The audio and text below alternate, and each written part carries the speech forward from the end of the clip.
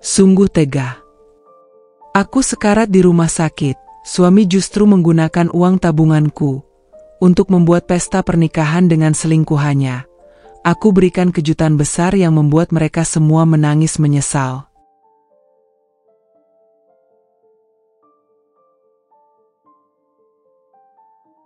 Namaku Arini. Sejak kecil, aku terbiasa hidup di bawah gemerlap harta dan kemewahan. Rumahku bak istana, dengan pilar-pilar tinggi berwarna putih, taman luas dengan air mancur, dan mobil-mobil mewah berjejer di garasi. Ayahku seorang pengusaha besar yang namanya dikenal di mana-mana. Ibuku, wanita anggun dan tegas, selalu menjaga martabat keluarga dengan begitu ketat. Namun siapa sangka, dari segala kemewahan itu, aku justru menemukan cinta dalam kesederhanaan. Namanya Dani. Dia bukan siapa-siapa. Hanya seorang karyawan biasa di salah satu perusahaan kontraktor. Bajunya sederhana, wajahnya bersahaja, dan kehidupannya jauh dari kata mewah. Tapi, justru disitulah aku menemukan ketulusan yang selama ini sulit kucari di lingkaran hidupku yang penuh kepura-puraan. Aku masih ingat malam itu, ketika aku nekat memberanikan diri untuk bicara pada ayah dan ibu tentang Dani. "Ayah, ibu," kataku sambil duduk di ruang keluarga yang luas itu. Jantungku berdentum keras. Aku sudah menemukan seseorang. Dia yang selama ini aku cintai. Ibuku langsung meletakkan cangkir tehnya. Tatapannya menusuk. "Siapa?" tanyanya singkat, penuh selidik. Aku menarik napas panjang. "Namanya Dani, Bu. Dia orang baik, pekerja keras. Aku yakin dia tulus mencintaiku." Ayahku yang sejak tadi membaca koran langsung menurunkannya. Alisnya berkerut. "Dani siapa? Anaknya siapa? Dari keluarga mana?" Aku terdiam sebentar, lalu menjawab jujur. "Dia bukan dari keluarga kaya, Yah. Dia hanya karyawan kontraktor. Tapi aku menggenggam tanganku erat. Aku yakin dialah jodohku." Hening. Suasana ruangan mendadak mencekam. Ibu berdiri, berjalan ke arahku, lalu berkata dengan suara yang lebih tinggi, "Arini, apa kau sudah gila? Kau, anak tunggal keluarga Pradipta, pewaris perusahaan besar, jatuh cinta pada karyawan biasa." "Aku serius, Bu." Suaraku bergetar tapi tegas. "Dani orang baik. Dia tidak pernah peduli siapa aku. Dia mencintai aku, bukan hartaku." Ayah tertawa sinis. "Hanya orang bodoh yang percaya itu. Percayalah, Arini. Dia hanya mendekatimu karena tahu siapa dirimu. Dia hanya menginginkan harta kita." "Tidak, Yah." Aku meninggikan suara, air mataku menetes. "Dani bukan seperti itu. Dia berbeda. Dia tidak pernah meminta apapun dariku. Bahkan, dia sering merasa rendah diri berada di dekatku. Aku tahu cintanya tulus." Ayah menggebrak meja. "Cukup. Kau tidak tahu dunia seperti apa di luar sana. Kau terlalu naif. Semua orang bisa berpura-pura demi uang." Aku tercekat, menunduk, mencoba menahan tangis. "Arini," suara ibu terdengar lebih lembut, tapi dingin, "kau bisa memilih siapa saja. Anak pengusaha, pejabat, atau bahkan keluarga bangsawan. Tapi jangan rusak martabat keluarga ini dengan pilihan bodohmu. Dani itu tidak pantas untukmu." Aku menatap ibu dengan mata basah. "Kenapa harta selalu jadi tolak ukur? Bu, apa artinya semua ini kalau aku tidak bahagia? Aku ingin hidup dengan orang yang kucintai." Ibu membuang wajahnya, kecewa. Ayah menatapku tajam, seakan aku baru saja melakukan penghinaan besar. Malam itu, aku menangis di kamarku. Suara percakapan orang tuaku masih terdengar samar dari ruang bawah. "Pradipta, kita tidak boleh membiarkan Arini menghancurkan masa depannya sendiri," ujar ibu. "Aku tahu. Aku tidak akan membiarkan anak kita menikah dengan lelaki miskin itu," jawab ayah tegas. Aku menutup telingaku dengan bantal, berharap semuanya hanya mimpi buruk. Tapi hatiku sudah memilih. Beberapa hari kemudian, aku nekat menemui Dani. Kami duduk di sebuah warung kecil, jauh dari hiruk-pikuk kota. Dani menatapku dengan cemas. "Arini, wajahmu pucat sekali. Apalagi yang dikatakan orang tuamu?" tanyanya pelan. Aku menggeleng sambil menghapus air mata. "Mereka tidak setuju, Dan. Mereka bilang kamu hanya menginginkan hartaku. Mereka tidak percaya kalau cintamu tulus." Dani terdiam, wajahnya berubah sedih. Aku sudah menduganya. Aku tahu mereka tidak akan pernah menerima aku. Aku hanya pria biasa, Arini. Tidak pantas mendampingi seorang sepertimu. Aku langsung meraih tangannya. "Jangan katakan begitu. Kamu yang membuatku merasa hidup. Kamu yang selalu membuatku merasa dicintai apa adanya. Dan aku rela kehilangan segalanya demi bersamamu." "Arini," Dani menatapku dengan mata berkaca-kaca. "Apa kau benar-benar yakin? Ini bukan jalan yang mudah. Kau harus meninggalkan keluargamu, kemewahanmu, semua kenyamanan yang selama ini kau punya." Aku mengangguk mantap meski air mataku terus mengalir. "Aku sudah memilihmu. Aku tidak peduli lagi dengan yang lain. Asal aku bersamamu, itu sudah cukup." Dani menghela napas panjang, menunduk, lalu memelukku erat. "Kalau itu memang keputusanmu, aku tidak akan melepasmu. Aku akan menjagamu dengan seluruh hidupku, meski aku tidak punya apa-apa." Keputusan besar itu akhirnya kuambil.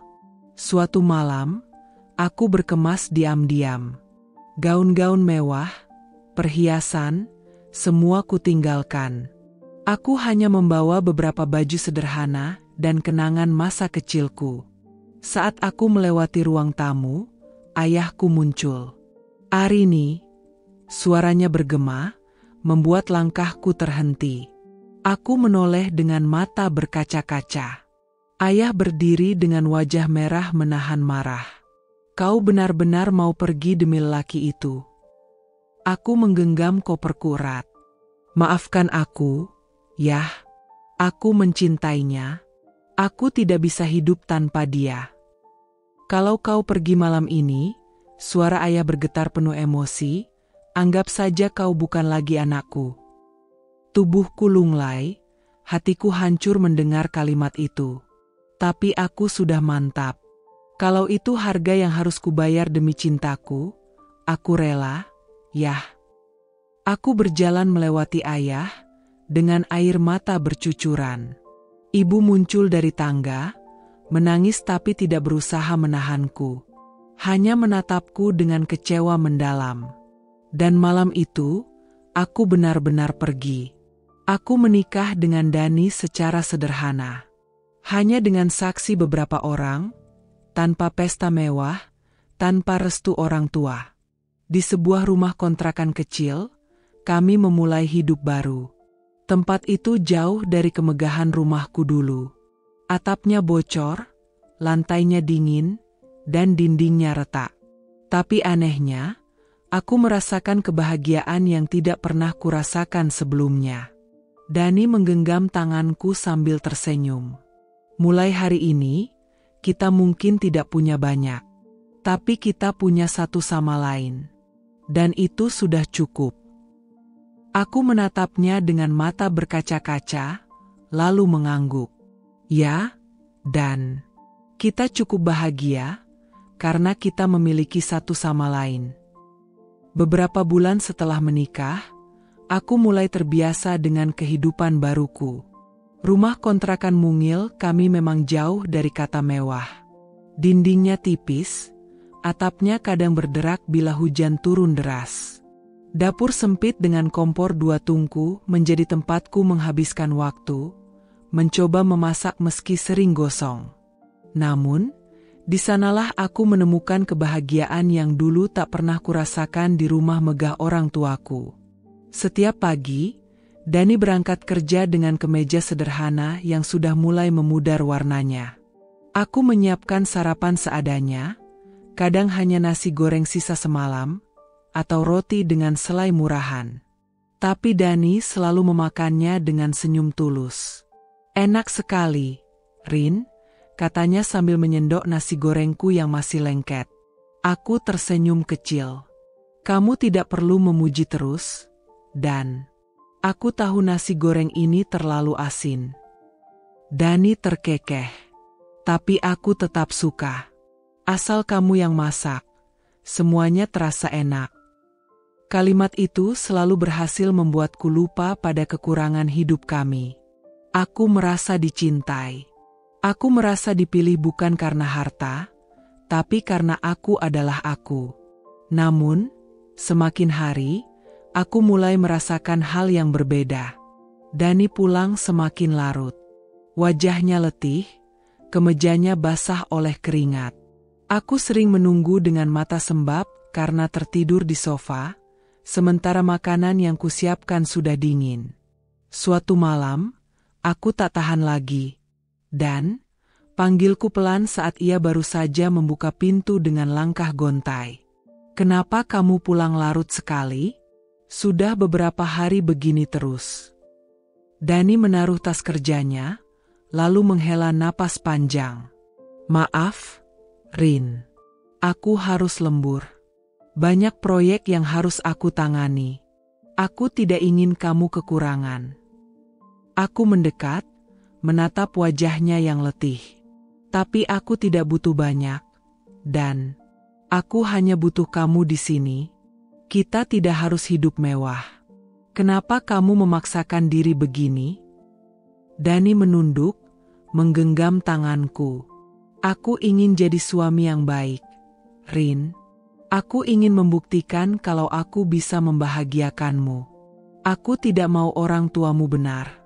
Aku tidak mau mereka bilang aku hanya akan menyeretmu hidup susah." Aku tercekat. Kata-katanya membuat dadaku sesak. "Dani," suaraku bergetar, "aku menikah denganmu bukan karena ingin kaya. Aku meninggalkan semua kemewahan justru karena aku yakin dengan cintamu. Jangan pernah merasa rendah. Jangan merasa kamu harus bersaing dengan keluargaku. Kamu cukup jadi dirimu sendiri." Dani mengangguk, tapi aku bisa melihat matanya tetap menyimpan kegelisahan. Hari-hari berikutnya, aku berusaha keras menyesuaikan diri. Aku belajar mencuci baju dengan tangan, sesuatu yang dulu tak pernah kulakukan karena semua dikerjakan asisten rumah tangga. Tanganku kapalan, kulitku perih, tapi aku bertahan. Tetangga-tetangga sekitar seringkali memandangku heran. Mereka tahu aku berasal dari keluarga kaya, lalu bertanya-tanya mengapa aku mau tinggal di kontrakan kumuh ini. "Arini, kamu benar-benar meninggalkan rumah besar itu ya?" tanya Buati, tetangga sebelah, saat kami sama-sama menjemur pakaian. Aku tersenyum, meski hatiku sedikit ngilu. "Iya, Bu. Hidup saya sekarang memang sederhana, tapi saya bahagia." Buati mengangguk, meski aku bisa menangkap kilatan heran di matanya. "Ya, mudah-mudahan kamu kuat. Soalnya, hidup di sini tidak seperti di rumah besar. Semua harus serba mandiri." Aku hanya bisa tersenyum. Malam itu, hujan deras mengguyur kota. Atap kontrakan kami bocor, air menetes tepat di ruang tamu. Aku dan Dani berusaha menampungnya dengan ember. Aku duduk di sofa, menatap atap yang menetes. "Dan, apa kamu tidak menyesal memilihku? Kalau bukan karena aku, mungkin kamu tidak harus hidup di rumah bocor begini." Dani yang sedang menata ember menoleh cepat. Jangan pernah bilang begitu, Rin. Aku tidak pernah menyesal. Justru aku bersyukur. Karena bersamamu, aku merasa lengkap. Kamu yang membuatku kuat. Aku menatapnya lama, lalu tersenyum pahit. Kamu yakin bisa bertahan dengan semua ini? Aku takut, suatu saat nanti, kamu akan merasa lelah. Dani mendekat, memegang kedua tanganku. Kalau aku lelah, aku akan ingat satu hal, kamu meninggalkan segalanya demi aku. Itu sudah cukup jadi alasan untuk terus berjuang. Air mataku jatuh, bercampur dengan suara hujan di luar sana. Tapi tidak semua hari berjalan indah. Suatu pagi, aku sedang menyiapkan sarapan ketika telepon rumah berbunyi. Aku mengangkatnya, dan suara ibuku terdengar dari seberang. "Arini, bagaimana kabarmu?" Suaranya terdengar dingin, tapi ada nada rindu yang samar. Aku terdiam beberapa detik sebelum menjawab. "Aku baik, Bu. Aku bahagia dengan Dani." Ibu mendesah. "Bahagia? Bahagia macam apa? Tinggal di rumah kontrakan sempit, hidup pas-pasan, mengurus pekerjaan rumah seorang diri? Arini, kau tidak sadar, kau sedang menyiksa dirimu sendiri." Hatiku teriris mendengar kata-kata itu. "Bu, jangan bicara begitu. Aku memilih jalan ini. Dani bekerja keras untukku. Dia mencintai aku. Itu lebih dari cukup." "Cukup?" Suara ibu meninggi. "Cukup sampai kapan? Sampai kau sakit karena hidup susah? Sampai kau menyesal karena memilih cinta yang tak bisa menghidupimu?" Aku menelan ludah, air mataku hampir jatuh. "Bu, aku mohon, jangan menghina Dani. Dia berusaha keras. Dia lebih tulus daripada siapapun yang pernah kudapatkan di rumah kita." Ibu terdiam sejenak, lalu berkata pelan, "Suatu hari nanti, Arini, kau akan sadar. Kau akan kembali padaku, dan saat itu, aku hanya bisa berharap kau belum terlambat." Telepon terputus, meninggalkan aku dalam keheningan. Dani pulang tak lama setelah itu, melihat wajahku sembab. "Kenapa, Rin? Siapa yang menelpon?" Aku menggeleng, berusaha tersenyum. "Tidak apa-apa. Hanya ibu." Dani menatapku penuh rasa bersalah. "Mereka masih merendahkan aku, ya?" Aku terdiam. Air mataku jatuh tanpa bisa kutahan. "Aku tidak peduli, Dan. Aku hanya peduli padamu." Dani menarikku ke dalam pelukannya, mengusap kepalaku lembut. "Kalau begitu, jangan pernah goyah. Aku akan buktikan pada mereka. Aku akan tunjukkan bahwa aku bisa membahagiakanmu." Dan malam itu, aku berjanji pada diriku sendiri, apapun yang terjadi, aku akan bertahan. Karena cinta ini adalah pilihanku. Beberapa bulan setelah pernikahan kami berjalan, kehidupan sederhana mulai terasa lebih ringan karena ada harapan baru. Dani bekerja keras setiap hari, dan aku pun berusaha menyesuaikan diri dengan peran sebagai istri rumah tangga yang sesungguhnya. Meski kadang lelah, aku merasa semua terbayar ketika melihat senyum Dani saat pulang kerja. Suatu malam, aku membuka sebuah kotak kecil dari lemari. Kotak itu berisi uang yang kuterima sebagai warisan kecil dari almarhum nenekku. Jumlahnya memang tidak seberapa jika dibandingkan dengan harta keluargaku dulu, tapi bagiku itu sangat berharga. Aku menatap uang itu lama, lalu berkata kepada Dani, "Dan, aku ingin kita punya rumah sendiri suatu hari nanti. Bukan rumah kontrakan yang bocor atapnya setiap kali hujan. Aku ingin rumah kecil yang kita bangun dengan usaha kita sendiri." Dani menoleh dari kursi tempat ia melepas sepatu. Wajahnya letih, tapi matanya berbinar. Kamu serius? Rin? Kita bisa punya rumah impian? Aku tersenyum sambil menggenggam tangannya. Ya, aku punya sedikit warisan dari nenek. Tidak banyak, tapi cukup untuk memulai. Sisanya, kita tabung bersama. Setiap bulan, kita sisihkan sedikit dari gajimu dan aku juga bisa bantu kalau ada kerjaan kecil. Dani terdiam, lalu tiba-tiba memelukku erat. Astaga, Rin, aku tidak pernah menyangka kamu akan berpikir sejauh itu. Aku kira kamu hanya akan mengeluh soal kontrakan sempit ini. Ternyata kamu malah memikirkan masa depan kita. Aku tertawa kecil di bahunya. Aku sudah memilih jalan ini, dan kalau aku hanya mengeluh, untuk apa aku meninggalkan semua kemewahan dulu?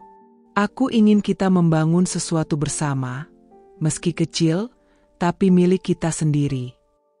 Hari-hari berikutnya, kami benar-benar serius menabung. Aku membuat sebuah buku catatan kecil, menuliskan setiap pemasukan dan pengeluaran. Lihat, Dan, kataku suatu malam sambil menunjukkan catatan itu. Kalau kita bisa menabung 100.000 saja setiap minggu, dalam setahun kita sudah punya 5 juta. Ditambah dengan warisan dari nenek, mungkin 3 atau 4 tahun lagi, kita bisa DP tanah kecil. Dani menatap catatan itu dengan wajah penuh semangat. Aku janji, Rin. Aku akan kerja lebih keras lagi. Aku akan lembur kalau perlu. Aku ingin kamu bahagia, tinggal di rumah yang layak. Aku menggeleng sambil meraih tangannya. Tidak perlu terlalu keras, Dan. Aku tidak ingin kamu sakit hanya karena memaksakan diri. Kita bisa menunggu. Yang penting kita punya harapan. Dani menghela napas, lalu tersenyum. Kamu memang berbeda, Rin. Kamu bisa saja hidup dalam istana, tapi kamu memilih kontrakan bocor ini bersamaku. Aku tidak akan pernah mengecewakanmu. Namun, semakin kami menabung, semakin banyak godaan datang.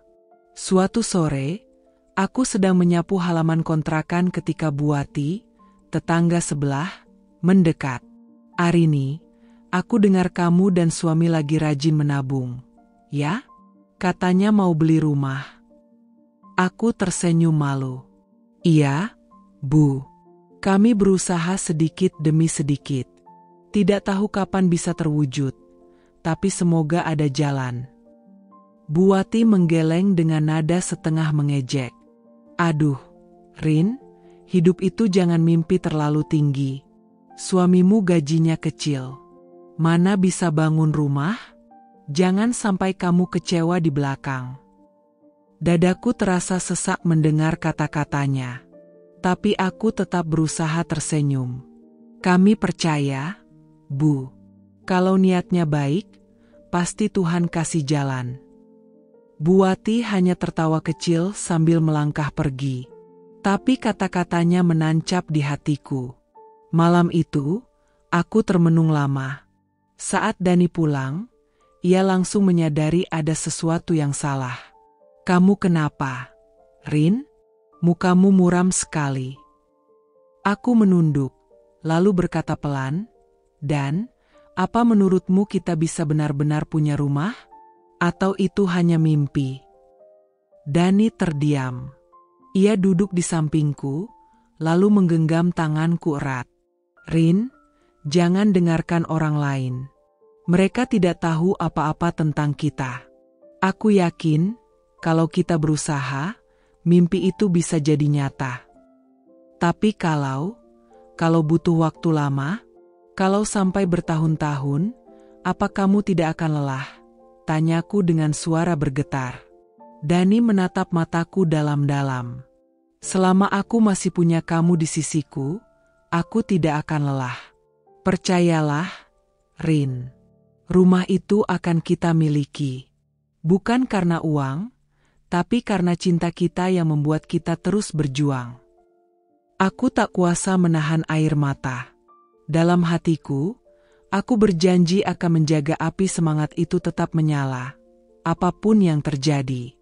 Namun, perjalanan menabung itu tidak semudah yang kami bayangkan. Ada kalanya uang yang sudah terkumpul harus terpakai untuk kebutuhan mendadak. Dani pernah jatuh sakit, dan tabungan kami terkuras untuk biaya dokter. Ada juga saat kontrakan perlu diperbaiki karena bocor makin parah. Tabungan kita jadi berkurang banyak. Rin, kata Dani dengan nada kecewa setelah membayar tukang. Padahal kita sudah hampir mencapai target bulanan. Aku menepuk pundaknya lembut. Tidak apa-apa, Dan. Kita masih bisa mulai lagi bulan depan. Jangan patah semangat hanya karena satu hambatan. Dani menghela napas berat. Kadang aku takut, Rin. Takut tidak bisa mewujudkan impianmu. Aku langsung memeluknya erat. Impian kita, Dan. Ingat, ini bukan hanya tugasmu. Kita melangkah bersama. Kalaupun butuh waktu lama, aku akan tetap ada di sini, menunggu sampai rumah itu berdiri. Malam itu, saat semua terasa berat, aku membuka kembali kotak berisi warisan dari nenek. Aku menatap uang itu sambil berbisik dalam hati. Nek, uang ini akan jadi saksi perjuangan kami. Mungkin tidak banyak, tapi akan menjadi pondasi untuk masa depan kami. Doakan aku kuat, Nek. Doakan Dani tidak menyerah. Aku menutup kotak itu lagi, lalu kembali ke kamar. Dani sudah tertidur dengan wajah lelah. Aku menyelimutinya, lalu tersenyum lirih. Suatu hari nanti, Dan, bisikku, kita akan tinggal di rumah itu. Aku yakin. Sudah 10 bulan aku menikah dengan Dani. Waktu terasa berjalan begitu cepat. Kami memang hidup sederhana, tapi penuh dengan harapan. Setiap lembar uang yang kami tabung adalah simbol mimpi. Rumah kecil dengan taman mungil, jendela besar tempat matahari masuk, dan teras untuk duduk sore hari sambil minum teh bersama. Tapi semua itu hancur begitu saja. Semua berawal ketika tubuhku mulai terasa lemah. Awalnya aku hanya mengira kelelahan biasa. Kepala sering pusing, tubuh cepat letih, dan nafas terasa pendek. Aku berusaha menahannya, tak ingin membuat Dani khawatir. Namun suatu pagi, saat aku sedang menyiapkan sarapan, pandanganku berkunang-kunang, lalu aku jatuh pingsan di dapur. Ketika sadar, aku sudah berada di rumah sakit. Dani duduk di sampingku dengan wajah pucat dan mata merah, seperti baru saja menangis. Rin, syukurlah kamu sadar, katanya lirih sambil menggenggam tanganku. Aku mencoba tersenyum meski tubuhku lemah. Aku hanya kecapean, Dan. Tidak usah panik. Tapi Dani menggeleng, matanya berkaca-kaca. Bukan sekadar capek, Rin. Dokter sudah periksa. Kamu, suaranya tercekat, ia menarik napas panjang. Kamu punya penyakit serius. Butuh pengobatan panjang. Aku terdiam. Dunia seakan berhenti berputar. Penyakit serius? Maksudmu apa, Dan? Dani menunduk, air matanya jatuh. Ada masalah dengan organmu. Dokter bilang harus ada pengobatan rutin, terapi, mungkin operasi. Biayanya besar, Rin. Tubuhku langsung terasa dingin. Semua harapan yang selama ini kubangun bersama Dani runtuh dalam sekejap. Jadi, rumah impian kita, suaraku tercekat. Dani langsung menatapku, menahan tangisku dengan memelukku erat. Jangan pikirkan rumah itu sekarang. Yang penting kamu sehat. Rumah bisa kita bangun kapan saja. Tapi kamu tidak tergantikan. Aku menangis dalam pelukannya. Tapi tabungan kita, Dan. Semua yang kita simpan, semua usaha kita. Dani mengusap rambutku dengan lembut. Biarlah habis untuk menyelamatkanmu. Tabungan bisa dicari lagi, Rin. Tapi kalau aku kehilanganmu, aku tidak akan pernah bisa. Hari-hari berikutnya menjadi ujian terberat dalam hidup kami. Setiap minggu aku harus bolak-balik ke rumah sakit untuk terapi. Biayanya tidak kecil. Tabungan yang sudah kami kumpulkan dengan susah payah perlahan menghilang, lembar demi lembar. Uang warisan dari nenek, uang lembur Dani, semua habis. Suatu malam, setelah membayar biaya rumah sakit, Dani duduk termenung di ruang tamu kontrakan kami. Aku keluar dari kamar, berjalan pelan dengan tubuh lemah, lalu duduk di sampingnya. "Kamu kenapa, Dan? Jangan bilang kamu sedang memikirkan uang lagi," kataku lirih. Dani tersenyum pahit. "Aku cuma kecewa sama diriku sendiri. Aku janji melindungimu, janji membahagiakanmu. Tapi lihat sekarang, tabungan kita habis, rumah impian lenyap. Yang bisa kulakukan hanya kerja siang malam untuk menutup biaya pengobatanmu." Aku meraih tangannya, menggenggam erat. "Dan, dengarkan aku. Jangan salahkan dirimu.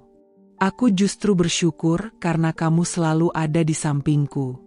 Rumah bisa kita tunda, tapi cintamu, itulah rumah terindah bagiku." Dani menoleh, matanya basah. "Tapi Rin, aku tidak tahan melihatmu menderita seperti ini. Setiap kali kamu menahan sakit, aku merasa tidak berguna." Air mataku ikut jatuh. "Kalau begitu, jangan biarkan aku melihatmu menyerah. Aku butuh kamu, Dan. Aku butuh kekuatanmu. Jangan buat aku merasa bersalah karena sakitku sudah merenggut segalanya dari kita." Dani langsung menarikku ke pelukannya, tubuhnya bergetar menahan tangis. "Aku janji, Rin. Aku tidak akan menyerah. Kita akan lewati ini bersama." Hari demi hari, tubuhku semakin rapuh. Aku sering muntah, mudah pingsan, dan harus menjalani pengobatan panjang. Kadang aku merasa diriku hanya beban bagi Dani. Pernah suatu malam, ketika Dani sudah tertidur lelap karena kelelahan bekerja, aku duduk sendirian di dapur. Menatap kosong ke arah kotak catatan tabungan yang kini hanya berisi angka 0. Aku menahan tangis, lalu berbisik lirih. "Tuhan, apa aku salah memilih jalan ini? Apa benar aku layak menerima cintanya sementara aku hanya membawa kesakitan dalam hidupnya?" Tiba-tiba, suara Dani terdengar dari belakang. "Rin, kamu bicara apa?" Aku menoleh, kaget. Dani berdiri dengan mata sembab, rupanya ia mendengar semuanya. "Jangan pernah bilang kamu menyesal menikah denganku," katanya tegas. Aku buru-buru menggeleng, air mataku jatuh deras. "Bukan begitu, Dan. Aku hanya merasa bersalah. Kamu sudah kehilangan banyak hal karena aku." Dani mendekat, lalu berlutut di depanku, menatap mataku dengan serius. "Dengarkan aku, Rin. Aku tidak pernah kehilangan apapun. Justru aku mendapatkan segalanya saat kamu memilihku. Sakitmu bukan beban. Justru aku bersyukur karena aku bisa menemanimu melewati ini semua. Jangan pernah merasa bersalah." Aku menutup wajahku dengan tangan, menangis terseduh. Dani meraih tanganku, menciumnya lembut. "Rumah impian kita memang hilang untuk sementara. Tapi jangan lupa, rumah sejati kita ada di sini." Ia menepuk dadanya, "di hati kita." Meski begitu, cobaan tidak berhenti di situ. Biaya pengobatan semakin besar. Dani bahkan harus meminjam uang dari teman kantornya. Ia bekerja lembur hampir setiap malam, pulang dalam keadaan sangat letih. Suatu malam, tubuhnya ambruk begitu saja di depan pintu. Aku panik, menjerit memanggil tetangga untuk membantuku. Saat ia sadar, Aku menangis histeris. Dan, kamu tidak boleh begini. Aku yang sakit, bukan kamu. Kenapa kamu malah jatuh sakit juga? Dani tersenyum lemah. Karena aku ingin selalu kuat untukmu. Tapi tubuhku ternyata kalah. Aku menggenggam tangannya erat. Mulai sekarang, jangan paksa dirimu. Aku tidak ingin kehilanganmu. Kalau aku harus menjalani semua ini sendirian, aku tidak sanggup. Dani menatapku lama, lalu mengangguk. Baiklah, Rin, aku akan lebih menjaga diri. Tapi janji padaku satu hal. Apa itu? Tanyaku pelan. Jangan pernah menyerah. Kita akan bangun rumah impian itu suatu hari nanti, meski butuh waktu puluhan tahun. Asal kita masih bersama, semuanya mungkin. Aku terisak, lalu mengangguk mantap. Aku janji, dan aku tidak akan menyerah. Dan malam itu, dalam tangis dan keletihan, aku merasakan ikatan cinta kami semakin kuat. Rumah impian mungkin hilang, tabungan habis, tapi cinta kami justru tumbuh semakin kokoh dalam badai. Hari-hariku semakin banyak kuhabiskan di rumah sakit. Bau obat-obatan, suara langkah perawat yang tergesa, serta monitor dengan bunyi, bip, teratur seolah menjadi musik latar kehidupanku. Aku mulai hafal warna dinding kamar rawat inap, bahkan tahu jam berapa sinar matahari masuk menembus kaca jendela. Dani, suamiku, hampir selalu ada di sisiku. Wajahnya yang dulu segar dan penuh tawa, kini terlihat pucat, dengan lingkaran hitam di bawah matanya. Aku sering melihatnya duduk di kursi kecil di samping ranjangku, tertidur dengan posisi kepala menempel di kasurku. Tangannya tetap menggenggam tanganku, seakan takut aku pergi tanpa pamit. Namun di balik kesetiaannya, aku bisa membaca sesuatu di matanya, kelelahan yang tak bisa ia sembunyikan. Suatu malam, ketika ia sedang membereskan tas kecil berisi baju ganti, aku memberanikan diri bicara. Mas, suaraku lirih. HM. Ia menoleh, senyumnya dipaksakan, seakan ingin meyakinkanku kalau semuanya baik-baik saja. Aku ini cuma jadi beban buatmu, ya? Dani terdiam. Tangan yang tadi sibuk melipat ke meja berhenti di udara. Ia menatapku, lalu menarik kursi lebih dekat ke ranjang. Jangan pernah bilang begitu lagi, sayang, katanya tegas, tapi matanya bergetar. Tapi aku tahu, Mas. Lihat saja wajahmu, kamu capek, kamu kurus. Semua tabungan kita habis gara-gara aku. Rumah impian yang kita rencanakan itu sudah menguap begitu saja. Semua karena aku. Aku tak sanggup menahan air mata. Rasa bersalah itu menindih dadaku setiap hari. Jika saja aku sehat, mungkin kami sudah bisa menempati rumah mungil dengan taman kecil yang pernah kami bayangkan. Dani mengusap pipiku, menghapus air mata yang mengalir. Kamu dengar aku baik-baik, ya? Aku menikah sama kamu bukan karena rumah itu, bukan karena tabungan itu. Aku menikah sama kamu karena aku cinta. Jadi jangan pernah merasa jadi beban. Aku menggigit bibir, ingin percaya, tapi rasa bersalah itu terlalu besar. Mas, kalau aku nggak sembuh, kamu bisa cari kebahagiaan lain. Jangan terikat sama aku yang sakit-sakitan begini. Nada suaraku pecah. Aku sadar, kalimat itu lebih seperti dorongan dari ketakutanku sendiri. Aku takut kehilangan dia, tapi aku juga takut melihatnya hancur bersamaku. Dani langsung berdiri, suaranya meninggi, sesuatu yang jarang kulihat darinya. Jangan ngomong kayak gitu, jangan pernah. Kamu istriku. Apapun yang terjadi, aku ada di sini. Jangan suruh aku pergi. Aku terdiam, menatap wajahnya yang penuh luka dan cinta sekaligus. Aku tahu ia tulus, Tapi aku juga tahu hatinya pasti sering berperang. Antara cinta dan kelelahan, antara kesetiaan dan kenyataan pahit. Beberapa hari kemudian, aku melihatnya duduk di lorong rumah sakit. Kupikir ia tidak menyadari aku mengintip dari pintu kamar. Ia menunduk, wajahnya tenggelam di kedua telapak tangan. Sesekali bahunya bergetar, seolah menahan tangis. Aku ingin keluar dan memeluknya, tapi kakiku terasa kaku. Hatiku mencelos. Dalam diam, aku hanya bisa berkata dalam hati, "Ya Tuhan, kalau boleh aku yang menanggung semuanya sendiri, jangan biarkan dia semakin menderita karena aku." Malam itu, saat Dani kembali ke kamar, aku berpura-pura tidur. Aku merasakan ia duduk di sampingku, membetulkan selimutku, lalu mengecup keningku. Suaranya berbisik lirih, nyaris tak terdengar. "Aku kuat, aku harus kuat demi kamu." Air mataku jatuh tanpa bisa kutahan.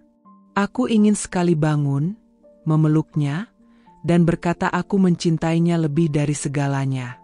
Tapi di sisi lain, rasa bersalah itu semakin menjeratku, membuatku merasa tidak pantas menerima cinta sebesar itu. Hari-hari berikutnya, rasa bersalah itu terus tumbuh. Setiap kali aku melihat Dani kelelahan, aku merasa sedang mencuri kebahagiaannya. Setiap kali ia menolak tawaran temannya untuk sekadar keluar sejenak, aku merasa sedang merenggut dunianya. Aku tersenyum di depannya, agar ia tidak semakin terbebani. Tapi di balik senyum itu, hatiku retak, aku mulai takut, bukan hanya pada penyakitku, tapi juga pada kemungkinan aku kehilangan cintanya suatu hari nanti. Malam itu, hujan turun deras. Aku terbaring di ranjang dengan tubuh yang masih lemah setelah terapi terakhir. Suara hujan menimpa genteng seakan ikut menyuarakan isi hatiku yang penuh sesak. Dari balik pintu kamar yang setengah terbuka, aku melihat Dani duduk di ruang tamu. Cahaya lampu temaram membuat bayangannya tampak murung. Aku ingin sekali memanggilnya, hanya sekadar mengajaknya berbicara tentang apa saja. Tentang hari ini, tentang apa yang ia rasakan, atau bahkan tentang hujan yang selalu kita sukai dulu. Namun lidahku keluh, rasanya ada dinding tebal yang memisahkan kami. Aku menguatkan diri. "Mas," panggilku pelan. Dani menoleh sebentar. Senyum tipis yang dipaksakan menghiasi wajahnya. "Iya, kenapa?" Suaranya datar, tanpa kehangatan yang dulu selalu kurasakan. "Aku kangen ngobrol sama kamu," ucapku lirih. Ia diam, menatapku lama, lalu menarik napas panjang. "Sekarang sudah malam, kamu harus istirahat. Jangan terlalu banyak mikir." Jawaban itu menghantamku. Dulu, kalimat serupa selalu ia ucapkan dengan sentuhan lembut di rambutku atau genggaman hangat di tanganku. Tapi kini, hanya kata-kata kosong tanpa makna. Aku menelan pahit, mencoba tersenyum. "Iya, Mas." Ia kembali menunduk, menatap layar ponselnya, seolah aku tidak lagi cukup penting untuk jadi pusat perhatiannya. Hari-hari berikutnya, jarak itu semakin terasa. Dani pulang kerja dengan wajah lelah, meletakkan tas, lalu langsung rebahan di sofa tanpa menoleh ke arahku. Aku menyambutnya dengan senyum, tapi seringkali senyumku berakhir tanpa balasan. "Mas, tadi dokter bilang minggu depan aku harus kontrol lagi," kataku suatu sore. Dani hanya mengangguk sambil menyalakan televisi. "Uang buat itu masih ada, kan?" tanyanya. Aku tercekat. Aku tahu maksudnya. Semua tabungan sudah habis, dan kami mulai meminjam dari sana-sini. "Iya, Mas. Masih ada, sedikit," jawabku, meski hatiku hancur. Dani menghela napas berat, lalu bergumam, "Aku capek." Aku menoleh, berusaha menatap matanya. "Capek kerja, Mas?" Capek semuanya, jawabnya singkat, lalu bangkit meninggalkanku sendirian di ruang tengah. Malam itu aku menangis diam-diam. Aku tahu, penyakitku telah mengubah segalanya. Dulu, hidup kami penuh tawa. Kami sering duduk berdua di teras sambil menyeruput teh hangat, bercanda soal masa depan, hingga merencanakan rumah impian yang kini hanya tinggal angan. Semua itu terasa jauh, bahkan seperti mimpi yang kejam. Aku merasa bersalah. Aku adalah beban.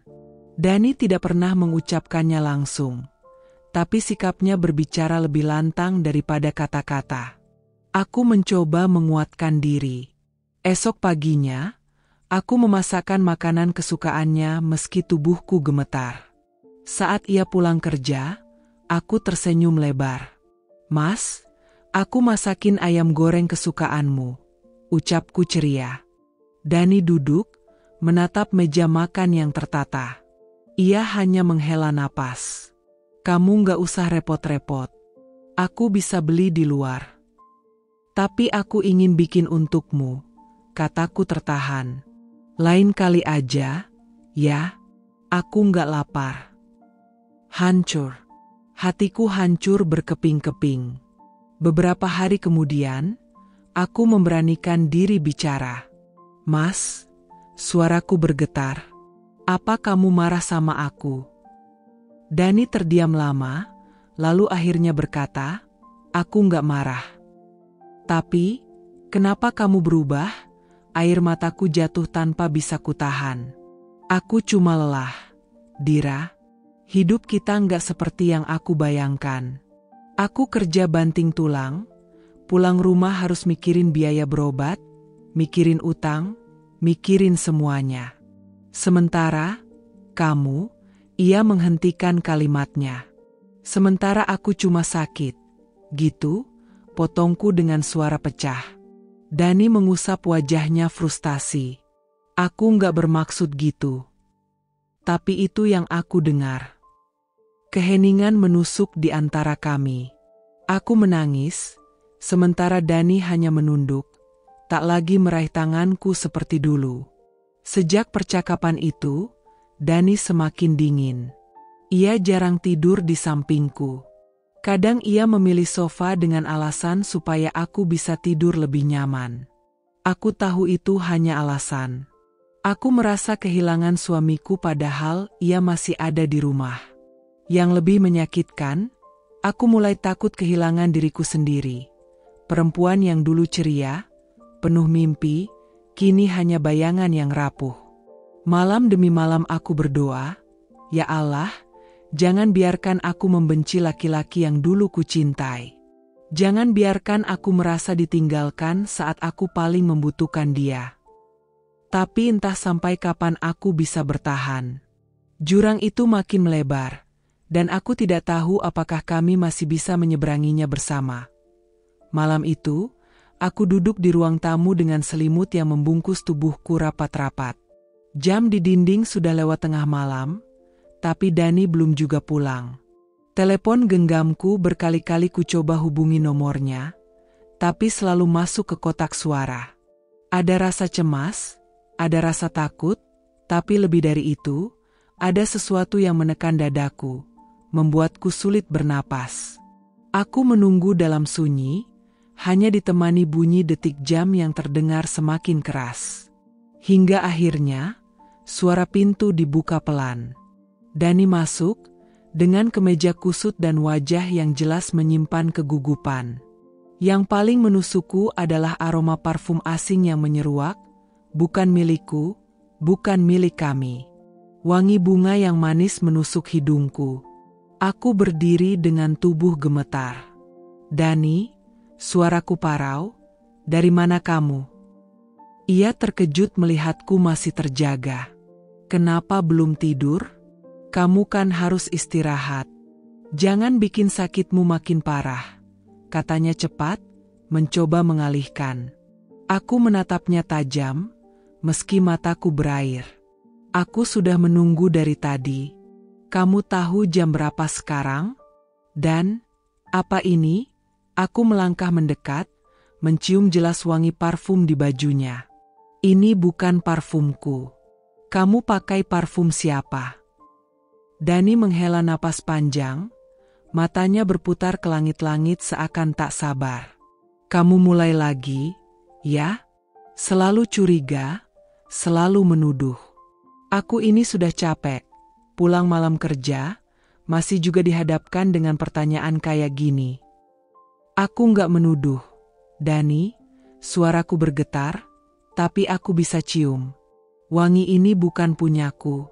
Aku bukan orang bodoh. Aku sakit, iya, tapi aku masih bisa merasakan. Kamu pulang larut malam, sering, dan selalu dengan bau parfum yang sama. Katakan yang jujur. Kamu dari mana? Ia menatapku tajam, wajahnya mulai memerah. Jangan halu, ya?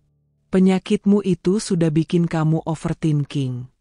Kamu pikir aku selingkuh? Kamu pikir aku punya waktu buat itu?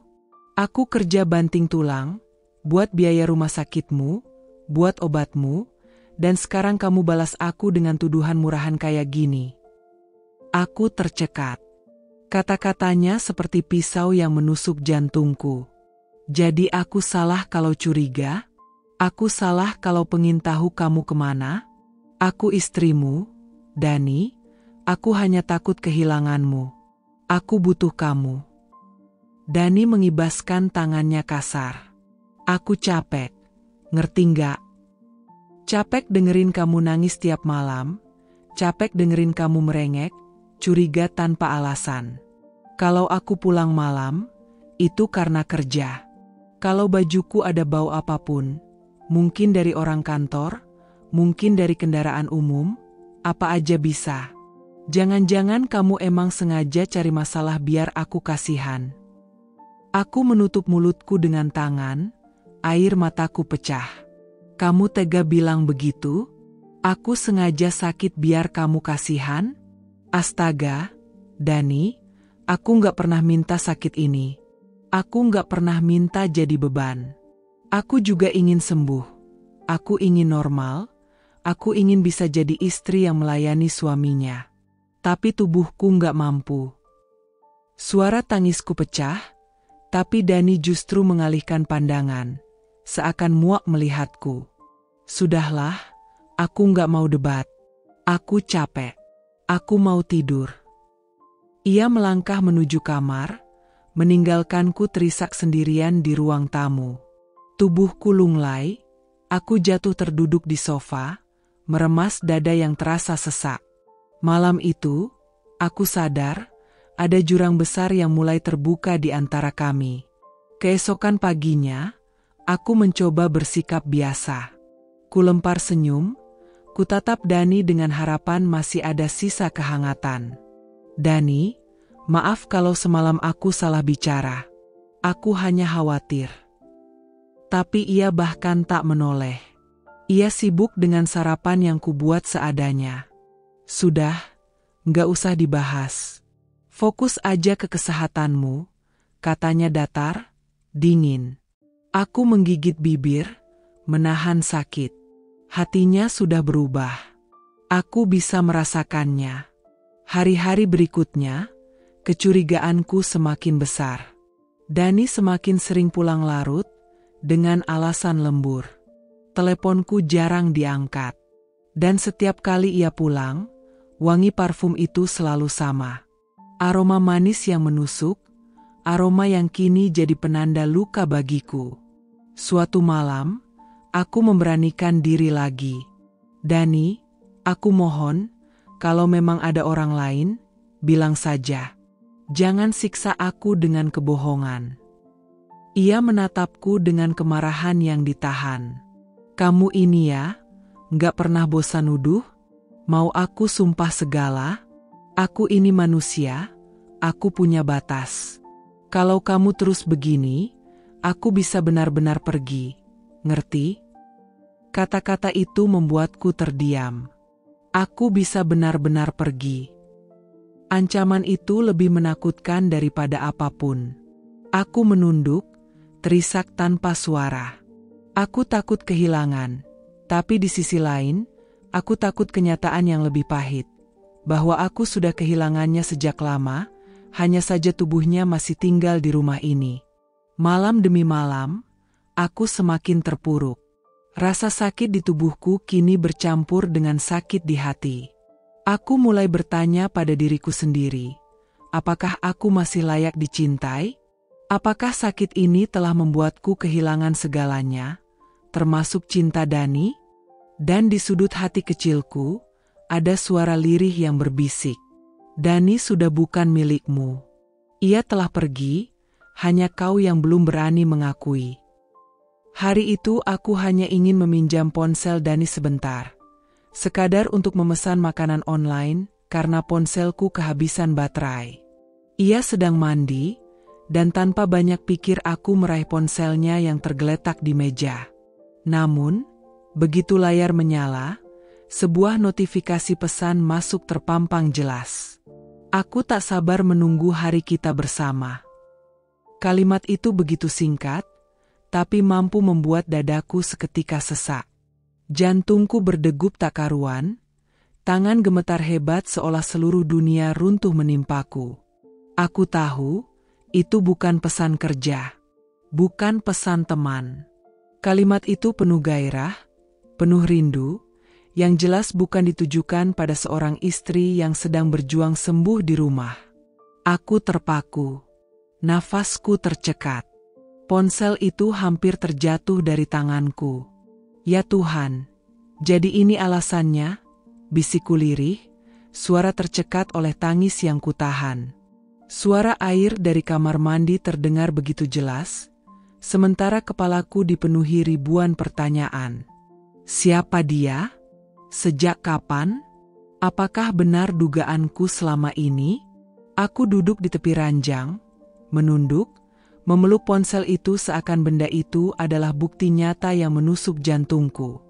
Beberapa menit kemudian, Dani keluar dari kamar mandi dengan handuk melingkar di pinggang, wajahnya santai. Tapi seketika tatapannya berubah tegang ketika melihat aku menggenggam ponselnya. Apa yang kau lakukan? Suaranya tajam, penuh kewaspadaan. Aku mendongak, mata basah menatapnya. Aku cuma ingin pesan makanan.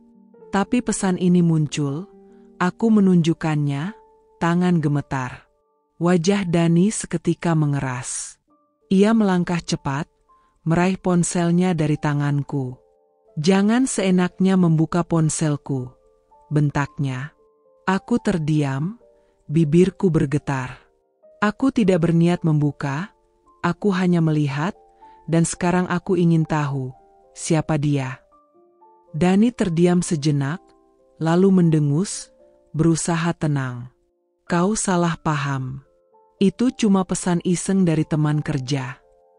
Aku menggeleng lemah, air mata jatuh satu persatu. Jangan bohongi aku, Dani. Aku masih bisa membedakan mana pesan bercanda, mana pesan penuh rindu. Aku bukan bodoh. Cukup, ya. Dani meninggikan suara, matanya memerah. Kau ini memang selalu mencurigai, selalu merasa jadi korban. Padahal aku kerja banting tulang untuk kita, sementara kau hanya diam di rumah, sakit, dan menyusahkan. Kalimat itu menohok lebih dalam dari pesan di ponselnya. Jantungku benar-benar remuk. Aku menatapnya tak percaya. Jadi, sekarang sakitku jadi alasanmu mengkhianati aku? Tanyaku pelan, suaraku hampir tak terdengar. Dani membuang pandang, seakan mencari alasan lain. Tapi kesunyian yang ia ciptakan justru menjadi jawaban yang lebih jelas daripada kata-kata. Aku menutup wajahku dengan kedua tangan, tubuhku bergetar hebat. Aku berusaha tegar, aku berusaha kuat. Tapi kau malah memilih wanita lain? Apa kurangnya aku, Dani? Apa salahku? Dani menghela napas panjang, wajahnya menegang. Aku hanya lelah, oke? Lelah dengan semua ini. Aku butuh seseorang yang bisa membuatku merasa hidup, bukan hanya menghadapi air mata dan keluhan sakit tiap hari. Kata-kata itu menghantamku seperti badai. Rasanya nafasku terputus. Selama ini aku pikir aku merepotkannya, tapi tidak pernah kubayangkan bahwa kelelahan itu membuatnya mencari pelukan lain. Aku menatapnya dengan mata yang basah, tapi juga dengan kemarahan yang mulai tumbuh. Kalau kau memang ingin pergi, katakan saja. Jangan pura-pura setia di depanku, sementara di belakang kau berjanji pada orang lain. Dani diam. Tatapannya menghindar. Ponselnya digenggam erat, seolah di dalamnya ada seluruh rahasia yang ingin ia sembunyikan dariku. Aku menarik napas dalam-dalam, mencoba berdiri meski tubuhku masih lemah. Aku bisa menerima rasa sakit dari penyakitku, tapi aku tidak siap menerima pengkhianatan dari orang yang seharusnya melindungiku. Air mataku jatuh lagi, tapi kali ini bukan hanya karena sedih. Ada kemarahan, ada kekecewaan yang membuncah. Dani masih tidak berkata apa-apa. Keheningan itu menjadi pengakuan tersendiri. Akhirnya aku berkata dengan suara bergetar, "Baiklah, Dani, aku akan diam. Aku tidak akan mengungkit pesan itu lagi. Tapi ingat, setiap kali kau pulang larut malam, setiap kali wangi parfum asing itu menempel di bajumu, aku akan tahu. Aku akan tahu bahwa hatimu bukan lagi milikku." Aku berbalik, melangkah menuju kamar kecil di sudut rumah. Tubuhku rapuh, tapi hatiku lebih rapuh lagi. Aku rebah di ranjang, menatap langit-langit, membiarkan air mata mengalir tanpa henti. Di luar, kudengar Dani menghela napas berat, lalu suara pintu kamar dibanting keras. Malam itu aku tidak tidur. Pesan singkat itu terus berputar di kepalaku, kalimat sederhana yang telah meruntuhkan seluruh keyakinanku. Aku tak sabar menunggu hari kita bersama.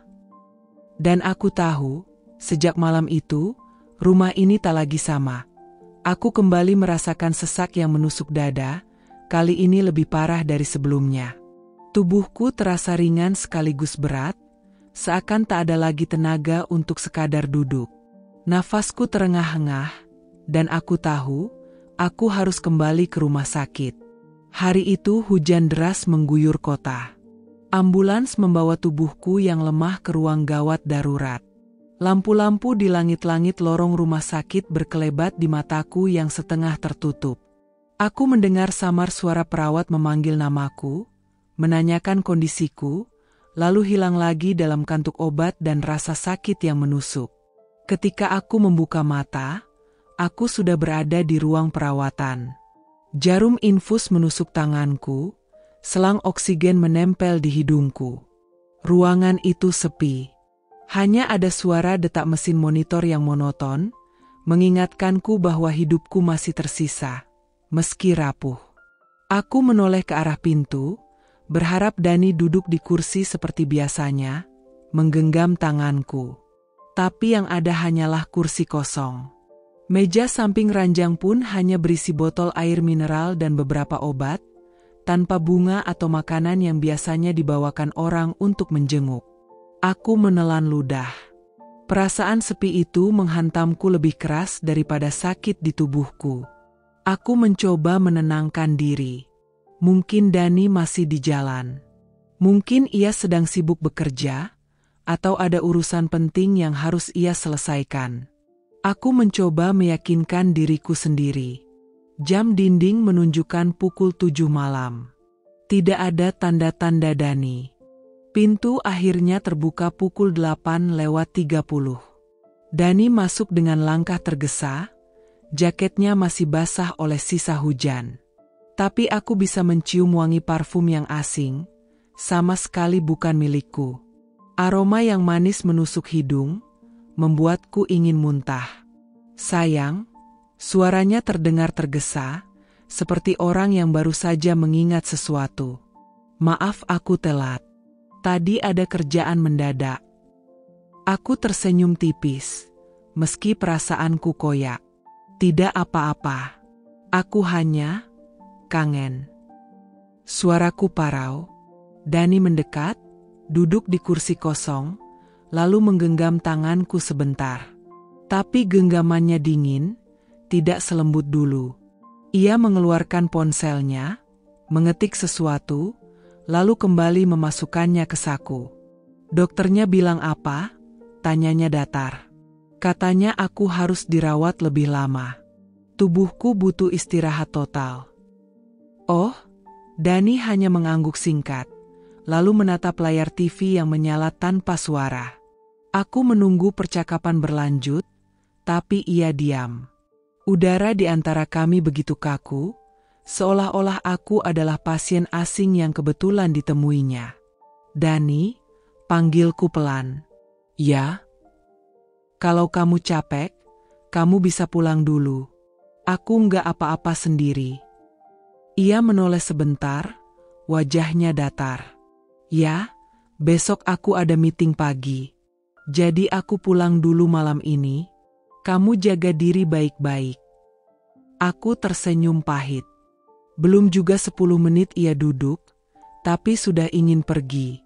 Aku menahan air mata, tidak ingin terlihat lemah.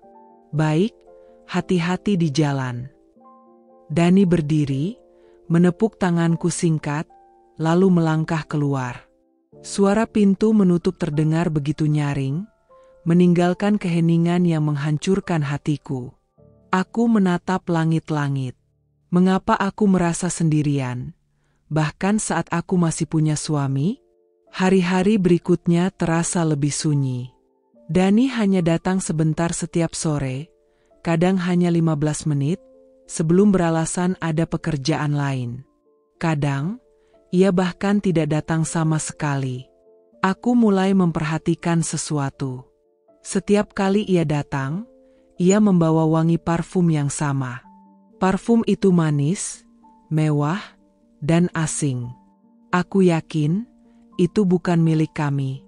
Aku tidak pernah membeli parfum itu untuknya, dan ia pun tidak pernah menggunakannya sebelumnya. Siapa yang memberinya? Pikirku dalam diam. Tapi aku terlalu takut untuk bertanya. Malam itu, perawat masuk ke kamarku dengan wajah penuh iba. Mbak, suaminya nggak datang ya malam ini? Tanyanya sambil merapikan selimutku. Aku menggeleng pelan. Mungkin sibuk. Perawat itu menghela napas. Semoga Mbak cepat sembuh. Kadang, dukungan keluarga itu lebih manjur dari obat. Jangan sedih, ya. Kata-kata sederhana itu membuat hatiku semakin perih. Air mata yang kutahan akhirnya menetes. Aku menutup wajah dengan tangan, mencoba meredam tangis. Aku ingin Dani di sisiku. Aku ingin ia menggenggam tanganku seperti dulu, menemaniku melewati rasa sakit ini. Tapi kenyataan justru menunjukkan sebaliknya. Ia semakin jauh, semakin asing, seolah aku hanyalah beban yang mengikatnya. Beberapa kali, aku mencoba meneleponnya malam-malam saat rasa sakit datang tiba-tiba. Tapi teleponku tak diangkat. Pesan singkatku hanya dibalas keesokan harinya dengan kata singkat. Maaf, ketiduran. Tapi aku tahu, itu bohong. Aku tahu, ia sedang bersama orang lain. Entah siapa, entah di mana. Tubuhku lemah, tapi hatiku lebih lemah lagi. Aku berperang sendiri di ranjang rumah sakit, melawan rasa sakit fisik sekaligus luka batin yang menganga. Malam yang panjang itu, aku berjanji pada diriku sendiri. Jika suatu hari aku sembuh, aku akan mencari tahu kebenaran. Aku tidak akan lagi berpura-pura buta, tidak akan lagi menipu diriku sendiri. Untuk saat ini, aku hanya bisa menahan pedih, menunggu di ruang putih ini, ditemani suara mesin dan kesepian yang membekap. Aku menatap langit-langit kamar rumah sakit yang berwarna putih pucat, terasa dingin dan menyesakan. Suara detak jarum infus di sampingku berdetak perlahan, seakan menghitung waktu yang terasa semakin lambat. Di luar, Aku bisa mendengar riuh langkah kaki para keluarga pasien lain yang datang silih berganti menjenguk orang-orang yang mereka cintai. Suara tawa anak kecil, obrolan hangat, bahkan tangis haru ketika seorang pasien diperbolehkan pulang, semuanya memenuhi lorong. Tapi kamarku selalu terasa sepi, kosong, hampa. Aku menoleh ke arah pintu, berharap pintu itu terbuka dan memperlihatkan sosok Dani, suamiku. Tapi yang datang lagi-lagi hanya perawat dengan wajah ramah dan suara lembut. "Bagaimana rasanya hari ini, Bu?" tanya perawat itu sambil memeriksa tekanan darahku. Aku tersenyum tipis, senyum yang lebih mirip paksaan. "Baik, hanya sedikit lelah." Padahal, tubuhku terasa remuk, dan jiwaku lebih sakit daripada fisikku. Perawat itu tidak tahu.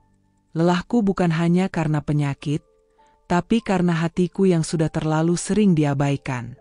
Aku ingin berkata, "Tolong panggilkan suamiku," katakan aku ingin sekali melihatnya. Tapi lidahku keluh, karena aku tahu, sekalipun perawat itu menyampaikan, Dani belum tentu datang. Malam itu, ketika perawat sudah keluar, aku kembali menatap ponselku. Layar hitamnya memantulkan wajahku yang pucat, lemah, dan tampak asing. Aku mencoba menghubunginya. Jari-jariku gemetar ketika mengetik. "Mas, aku kangen. Kalau ada waktu, datanglah. Aku ingin sekali melihatmu." Pesan itu terkirim. Aku menunggu. 1 menit, 5 menit, 10 menit.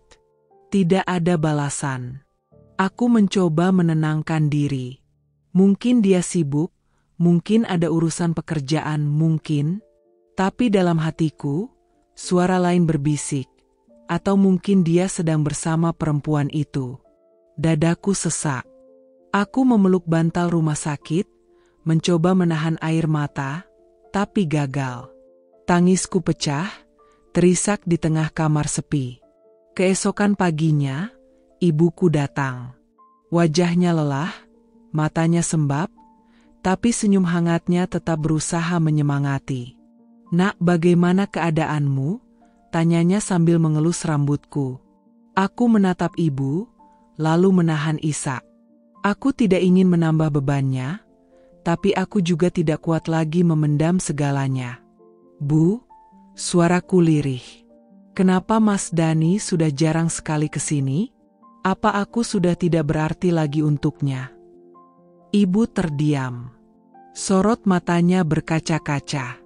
Ia berusaha tegar, tapi aku bisa melihat dengan jelas luka di matanya. Luka karena anak perempuannya diperlakukan begini. "Jangan berpikir begitu, Nak. Mungkin dia memang sedang sibuk. Laki-laki kadang begitu. Tapi kamu jangan menyerah, ya? Kamu harus kuat." Aku tersenyum pahit. Kata-kata ibu bagai obat yang manis di lidah, tapi pahit di hati. Karena jauh di dalam diriku, aku tahu, Dani memang sudah tidak peduli. Malam kembali datang. Lampu kamar rumah sakit meredup. Aku mendengar langkah kaki di lorong, lalu pintu kamarku terbuka. Jantungku berdegup cepat. Aku berharap itu Dani, tapi yang muncul hanya perawat malam. "Bu, waktunya minum obat." Aku mengangguk pelan.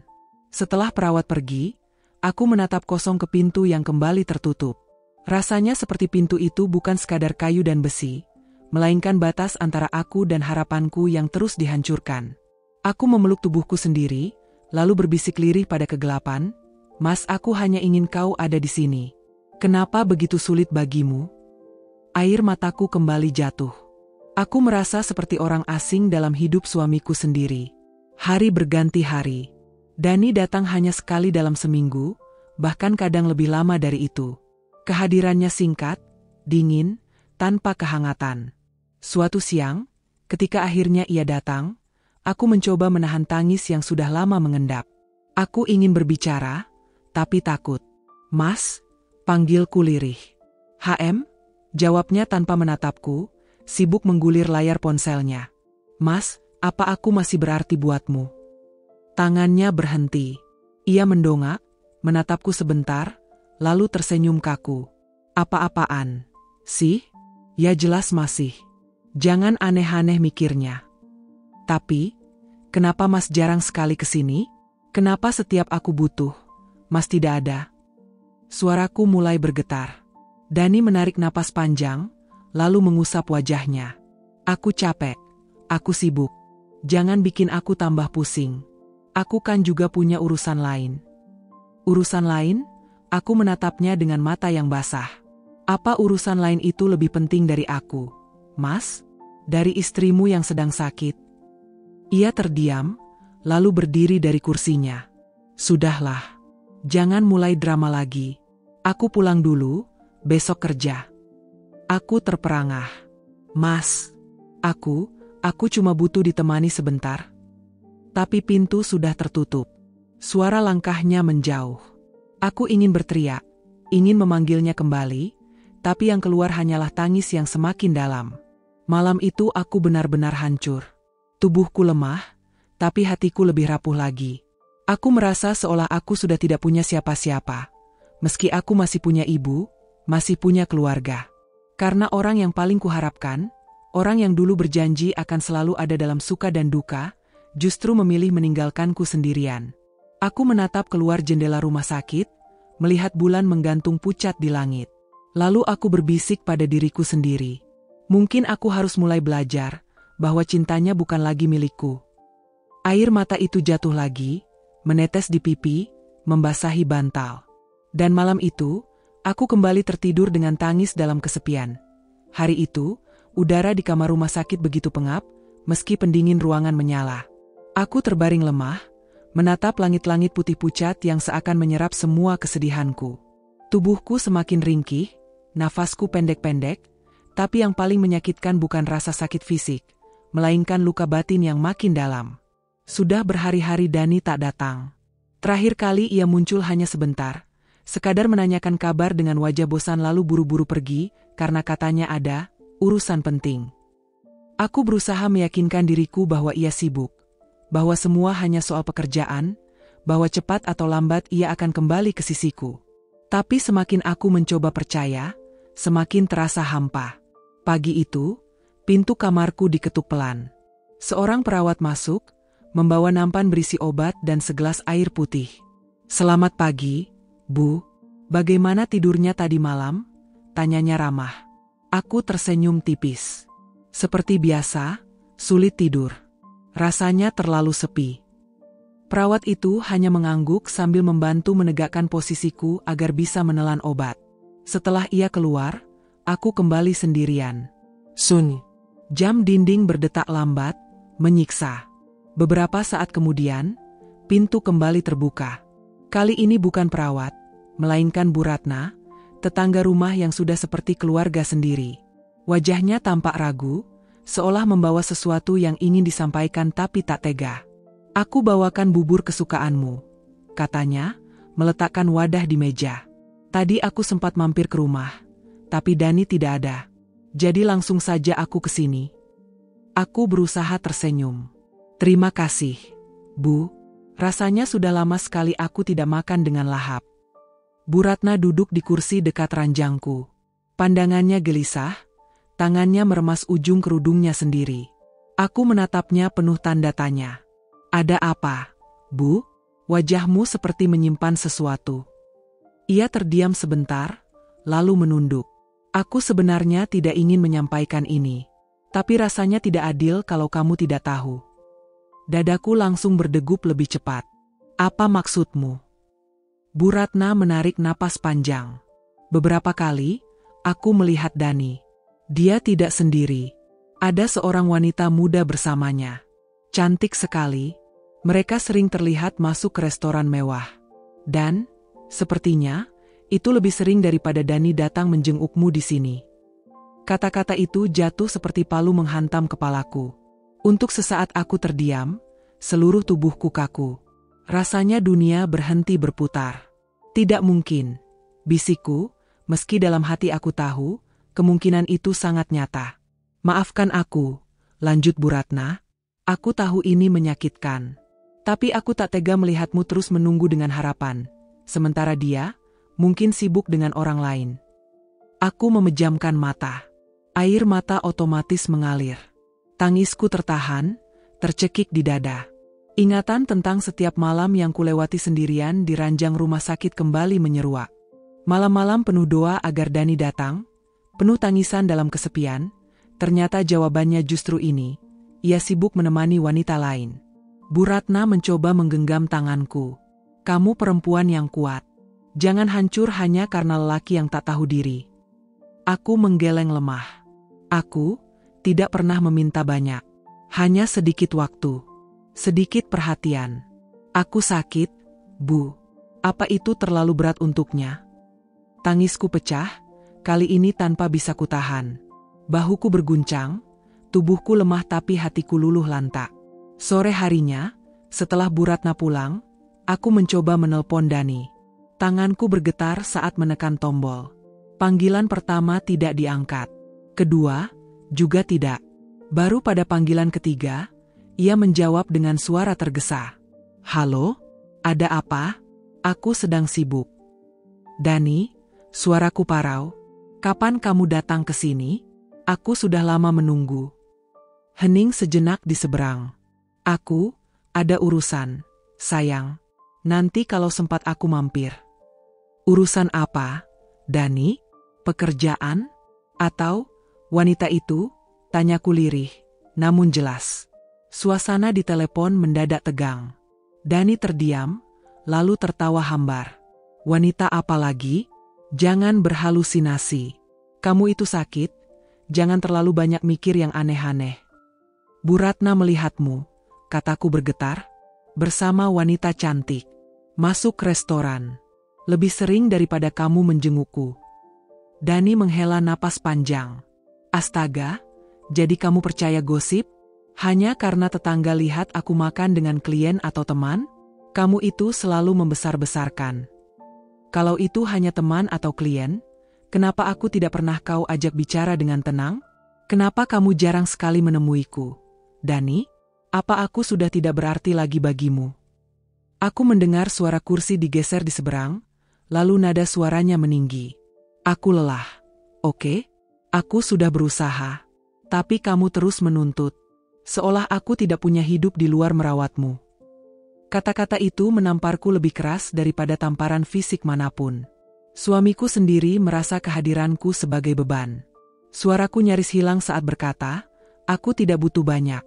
Dani, aku hanya butuh kamu ada di sisiku. Tapi telepon sudah ditutup. Ia meninggalkanku dengan nada sambungan yang terus berulang, menusuk telinga dan hati. Malam itu aku kembali menangis. Tangis yang panjang, lirih, seperti anak kecil yang kehilangan segalanya. Aku merasa benar-benar sendiri.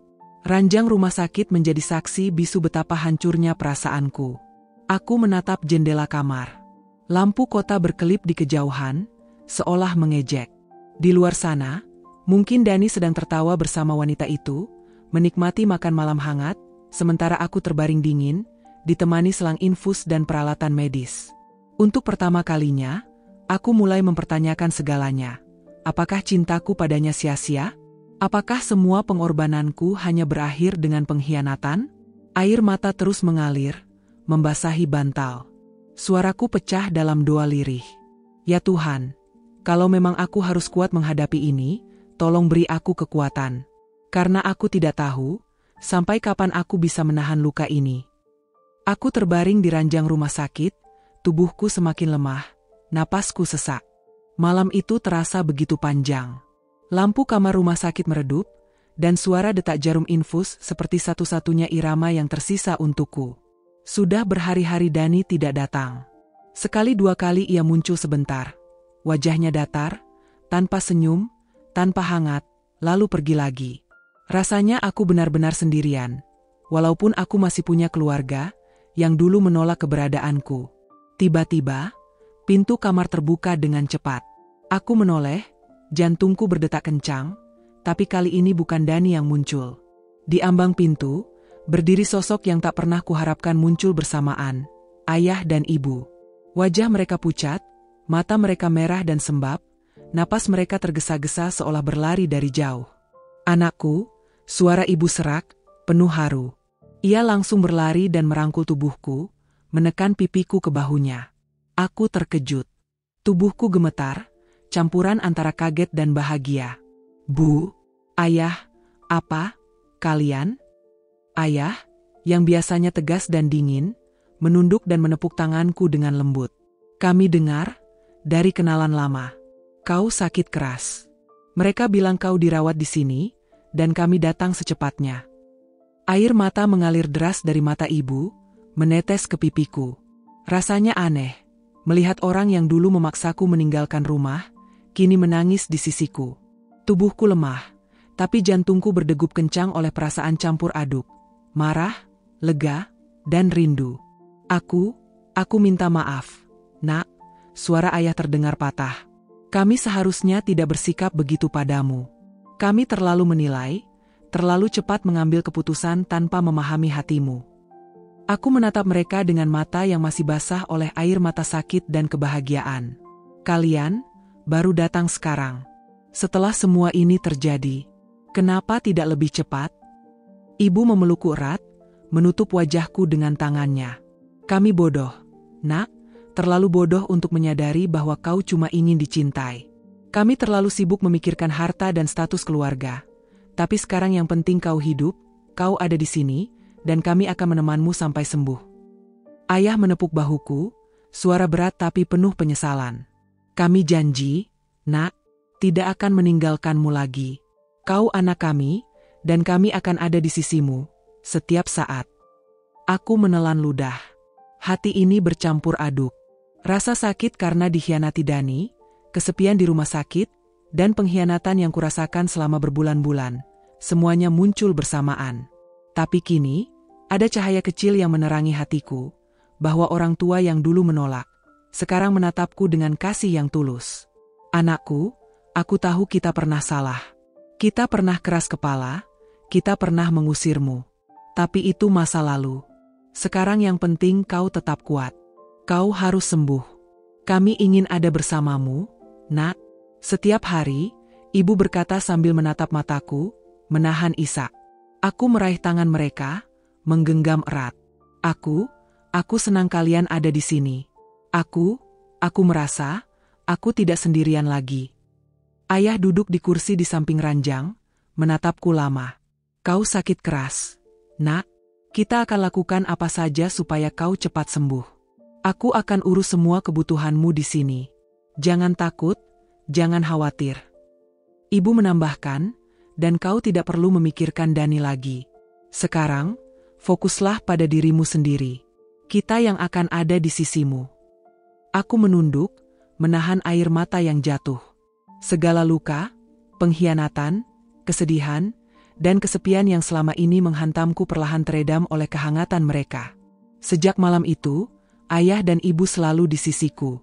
Mereka membawakan makanan kesukaanku, menemani aku tidur, membaca buku cerita agar aku tertawa, bahkan membantu menyemangati aku saat harus menjalani perawatan panjang. Suatu sore, aku menangis karena rasa sakit yang tak tertahankan. Ibu merangkulku, menenangkan, sementara ayah menahan air mata, menggenggam tanganku erat. Anakku, kita ada di sini. Kau tidak sendirian, kata ibu, sambil menepuk punggungku pelan. Aku menatap mereka, suara pecah, tapi hati terasa hangat. Aku merasa aman sekarang. Aku tidak takut lagi. Hari demi hari berlalu. Kehadiran mereka tidak hanya menenangkan hati, tapi juga memberi semangat untuk sembuh. Mereka bahkan menegur perawat dan dokter bila ada hal yang membuatku tidak nyaman. Suatu malam, aku menatap ayah dan ibu yang duduk di samping ranjangku, mata lelah tapi penuh perhatian. Aku berkata pelan, "Terima kasih, Bu, Ayah. Aku tahu aku pernah membuat kalian kecewa dengan pilihanku, tapi sekarang aku hanya ingin sembuh." Ayah mengangguk, suara beratnya pecah oleh emosi. "Yang penting kau kuat, Nak. Jangan khawatir soal yang lain. Kita ada untukmu." Ibu tersenyum sambil mengusap rambutku. "Kita janji, Nak, tidak akan membiarkanmu menghadapi ini sendiri." Malam itu, Untuk pertama kalinya dalam bulan-bulan terakhir, aku bisa tidur dengan damai. Aku merasa dicintai, diperhatikan, dan tak lagi sendirian. Luka di hatiku karena pengkhianatan Dani masih ada, tapi rasa sakit itu tidak lagi murni. Ada penghiburan, ada harapan, dan ada kehangatan keluarga yang menutup rapat-rapat rasa sepi yang selama ini menindihku. Aku menutup mata, tersenyum lirih, dan berbisik, "Terima kasih, aku merasa dicintai lagi. Aku akan berjuang, demi kalian, dan demi diriku sendiri." Dan malam itu, di kamar rumah sakit yang dulu sepi, kini penuh kehangatan dan kasih sayang yang mampu menyembuhkan lebih dari sekadar fisik, tetapi juga jiwa yang hancur oleh pengkhianatan dan kesepian. Beberapa minggu setelah ayah dan ibu datang menemaniku di rumah sakit, kondisiku mulai membaik. Nafas lebih teratur, tubuh lebih bertenaga, dan semangat perlahan kembali. Kehadiran orang tua memberikan kehangatan dan dorongan yang sebelumnya tak pernah kurasakan dari Dani. Aku mulai tersenyum lagi, bahkan tertawa pelan ketika ibu membacakan majalah yang lucu atau ketika ayah bercerita tentang masa mudanya. Untuk pertama kalinya dalam berbulan-bulan, aku merasakan secercah harapan. Namun, harapan itu segera remuk ketika kabar yang kuterima dari Bu Ratna, tetangga yang selalu peduli padaku, menghancurkan segalanya lagi. "Arini, aku tidak tahu harus bilang bagaimana," kata Bu Ratna saat duduk di samping ranjangku.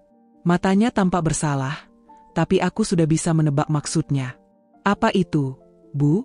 tanyaku pelan, menatap wajahnya yang serius. Bu Ratna menarik napas panjang. "Dani, dia akan menikah lagi.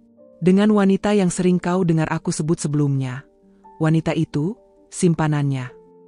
Jantungku berhenti berdetak sejenak. Aku menatap kosong ke depan, tubuhku seperti tidak ada tenaga lagi.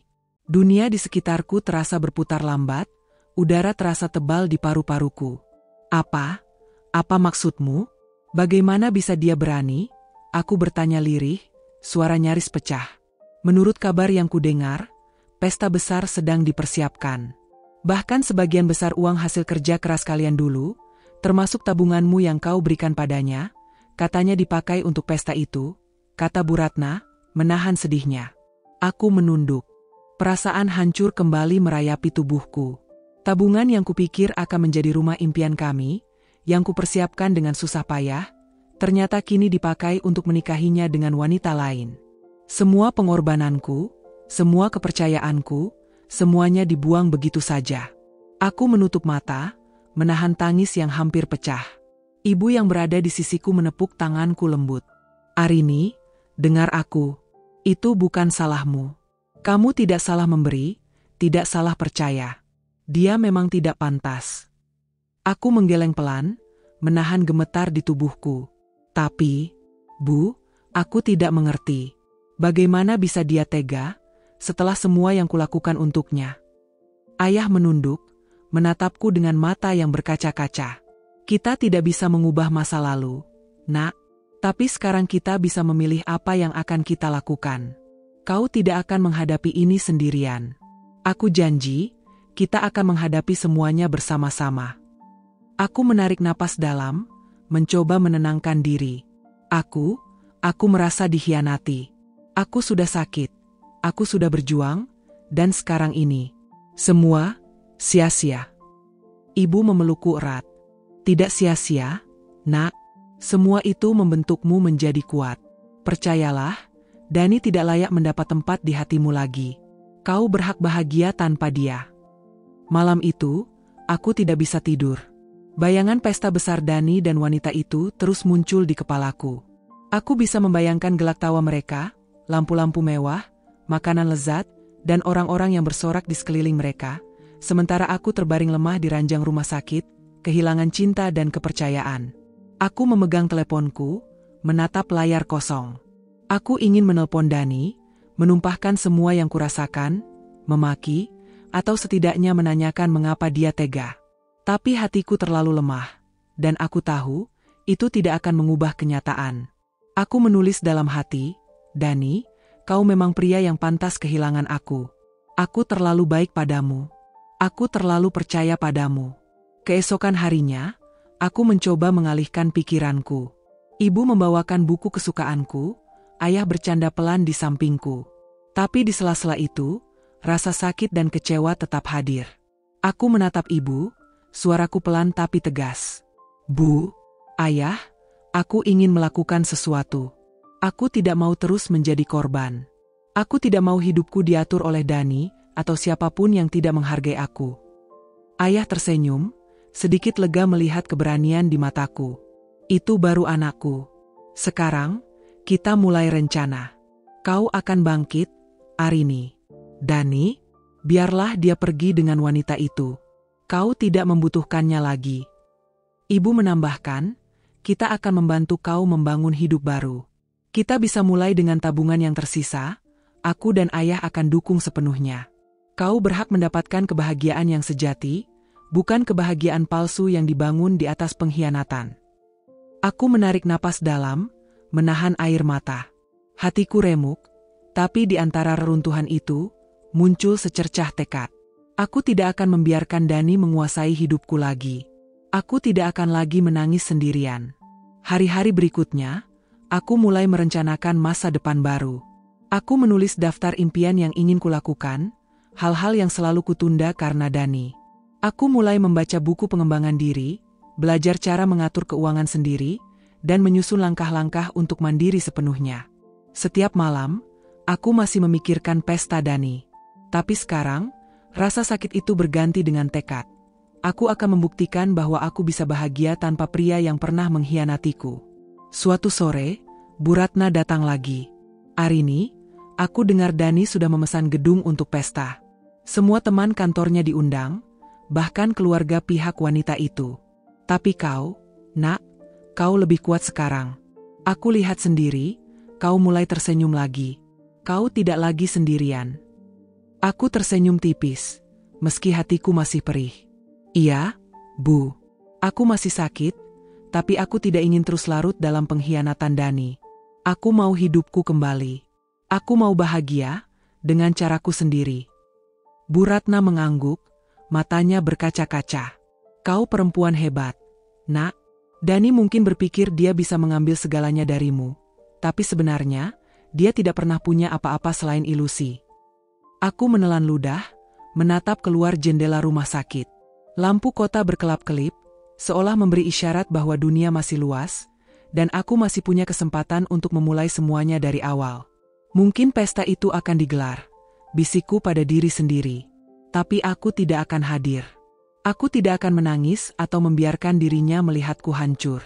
Aku akan berdiri tegak, dan membiarkan hidupku berjalan tanpa bayangannya. Malam itu, untuk pertama kalinya setelah berbulan-bulan, aku tidur dengan damai.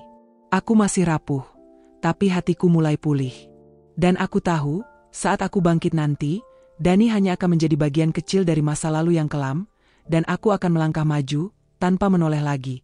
Beberapa hari setelah mendengar kabar tentang pesta Dani, aku duduk di tepi ranjang rumah sakit, menatap kosong jendela kamar yang memantulkan cahaya sore. Tubuhku memang mulai membaik, tapi hatiku masih bergejolak. Rasa marah, sakit, dan pengkhianatan bercampur menjadi satu. Setiap ingatan tentang pengkhianatan Dani terasa seperti duri yang menancap di dada, menusuk setiap detik yang kulewati. Namun, kali ini aku tidak sendiri. Ayah dan ibu selalu berada di sisiku, menemaniku, menenangkan, dan memberi energi yang tak pernah kubayangkan bisa kuperoleh dari mereka. Mereka bukan hanya orang tua, mereka menjadi pelindung, teman, dan penopang hatiku yang hancur. Arini, aku tahu kau marah, kata ayah suatu sore sambil duduk di kursi di sampingku. Suaranya berat tapi penuh wibawa. Dan kau berhak marah.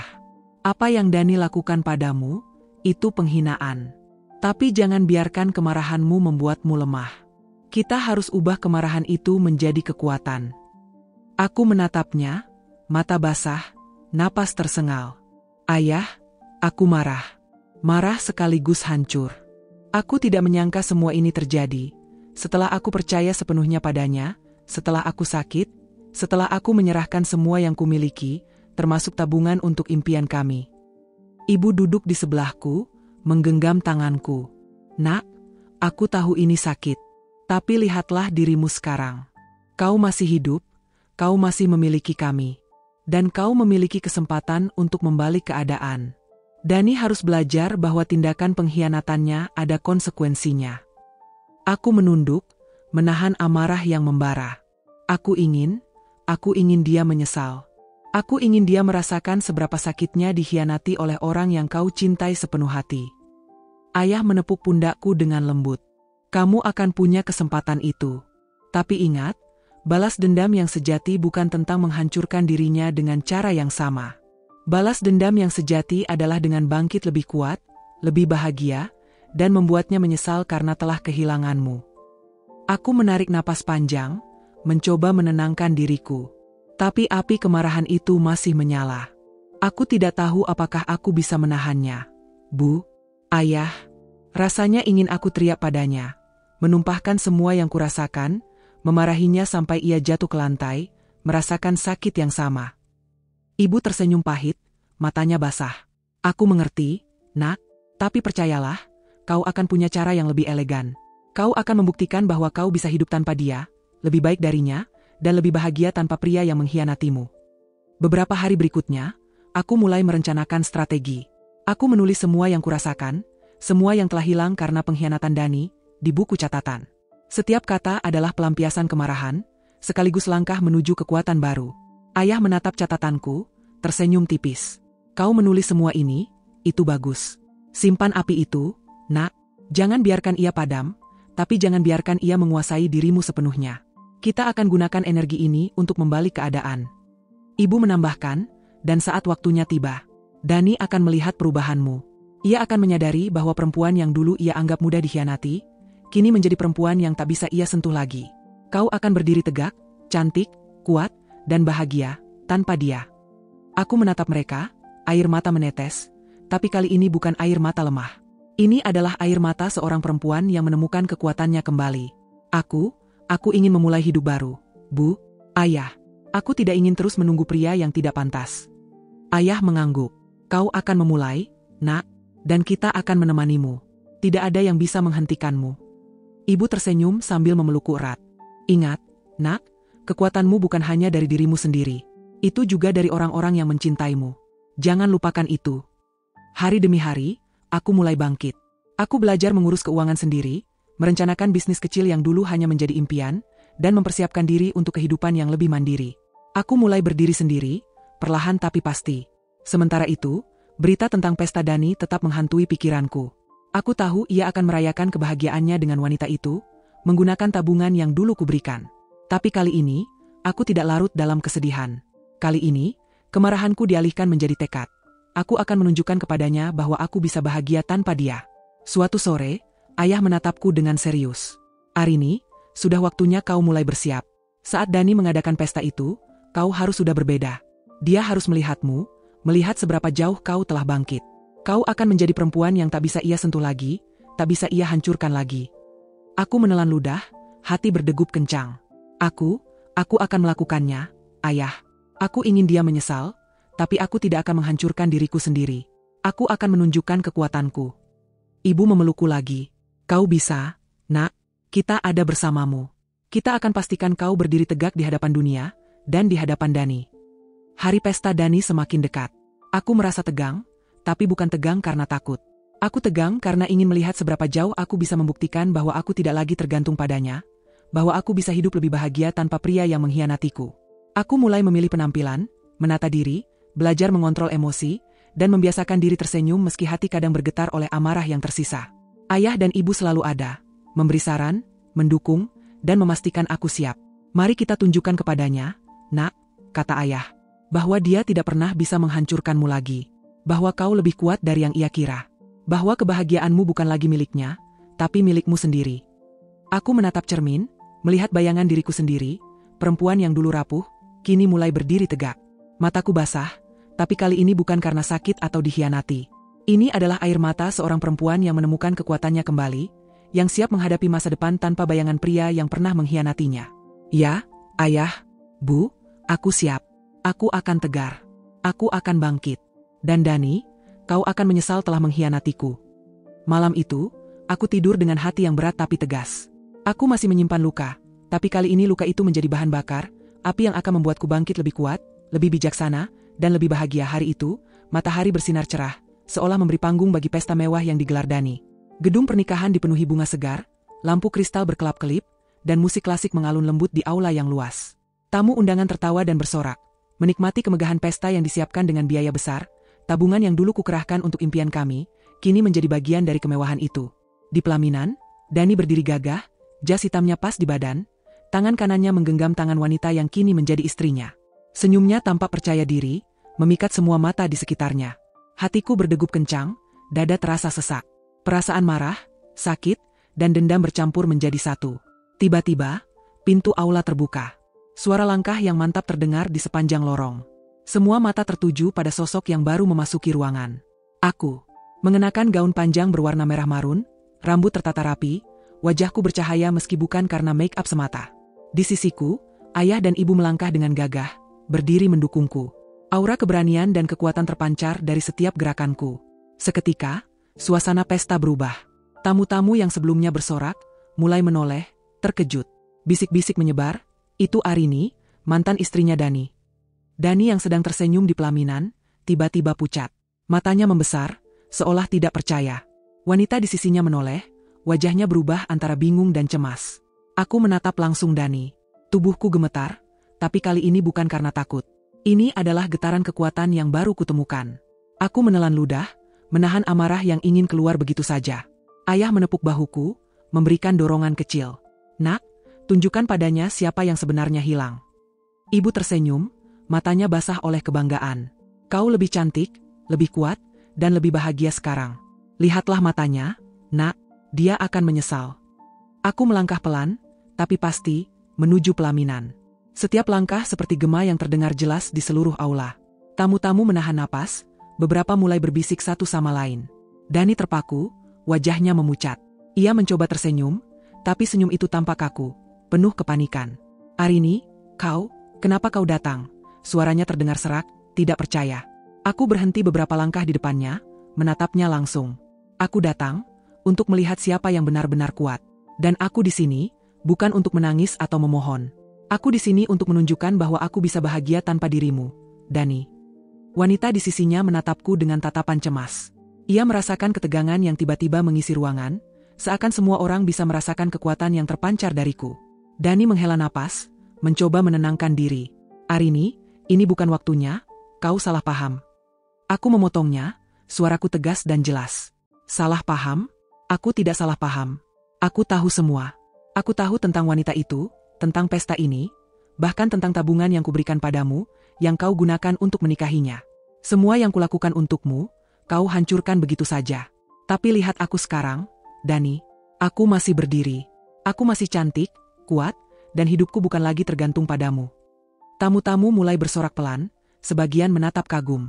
Suasana berubah menjadi hormat pada keberanianku, bukan pada kemewahan pesta Dani. Ibu maju, berdiri di sampingku, suara tegas. Dani, kami sudah mendengar semua tentang pengkhianatanmu. Dan anak kami, dia bukan orang yang bisa kau permainkan. Lihatlah dia. Dia tidak takut padamu. Dia lebih kuat dari yang kau kira. Ayah menambahkan, kau mungkin memiliki pesta dan wanita lain sekarang, Dani. Tapi kau kehilangan seorang perempuan yang luar biasa. Dan dia tidak akan pernah kembali kepadamu. Dani menunduk, wajahnya pucat, napasnya tersengal. Arini, aku tidak menyangka kau. Aku mengangkat kepala, menatapnya penuh ketegasan. Kau tidak perlu menyangka. Aku tidak di sini untukmu. Aku di sini untuk diriku sendiri.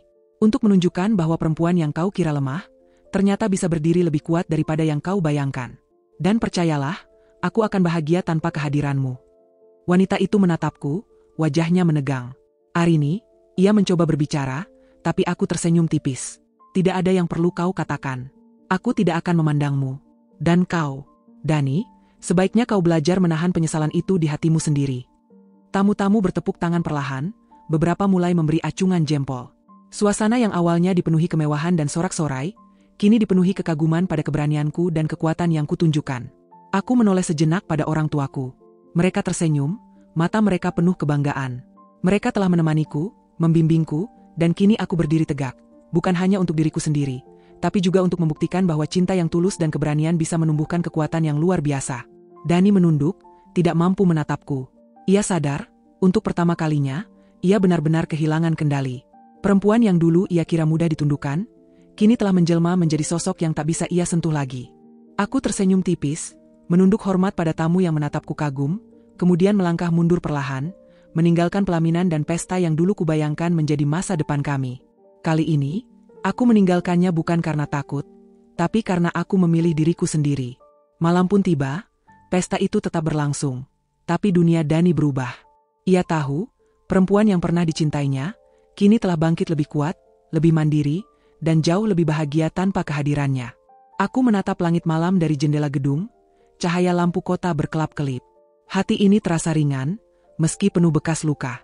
Aku tersenyum pada diriku sendiri. Ini baru permulaan, bisikku. Aku akan hidup bahagia, tanpa bayanganmu lagi, Dani. Dan malam itu, untuk pertama kalinya, aku benar-benar merasakan kemenangan. Bukan atas orang yang mengkhianatiku, tapi atas diriku sendiri.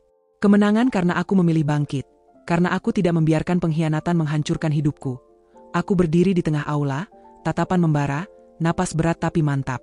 Tamu-tamu yang semula terkesima melihat kedatanganku, kini menatapku dengan rasa penasaran dan sedikit kebingungan. Aku bisa merasakan mata Dani menempel di tubuhku, wajahnya pucat, bibirnya bergetar, tapi tak ada kata yang keluar. Suara hatiku berteriak, menumpuk segala amarah dan kecewa selama bertahun-tahun terakhir. Pengkhianatan, kebohongan, pesta mewah yang menggunakan tabungan kami, dan wanita simpanannya yang kini menjadi istrinya. Dengan suara lantang, aku memecahkan kesunyian yang canggung itu. Inikah balasanmu, Dani? Saat aku berjuang antara hidup dan mati, kau habiskan tabungan kita untuk menikahi dia. Aula terdiam. Suara musik perlahan berhenti. Tamu-tamu menoleh, tak percaya dengan apa yang kudengar.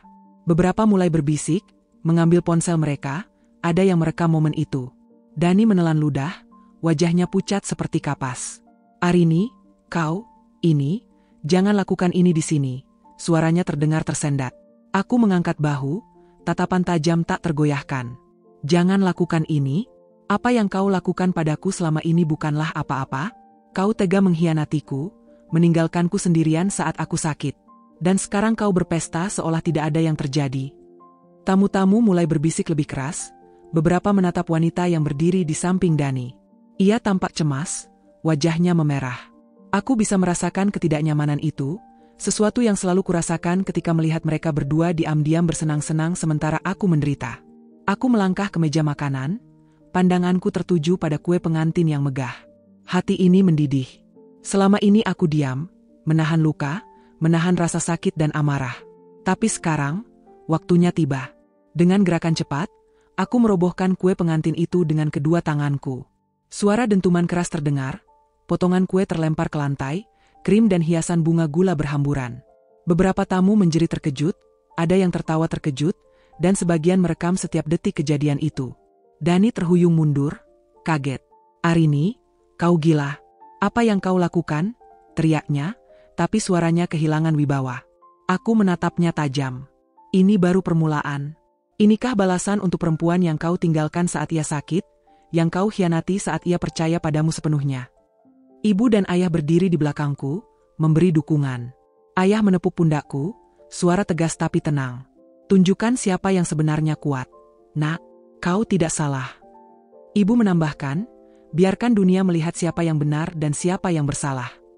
Aku menarik napas dalam, lalu berbalik menghadap tamu-tamu. Semua yang kalian lihat di sini, pesta ini, kemewahan ini, bukan tanda kebahagiaan, tapi kebohongan.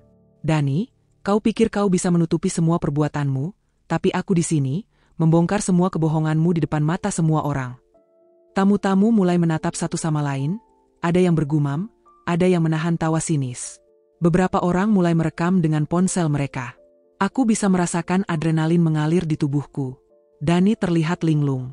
Ia mencoba mencari dukungan dari orang tuanya, tapi mereka menunduk malu, tidak berani menatapku.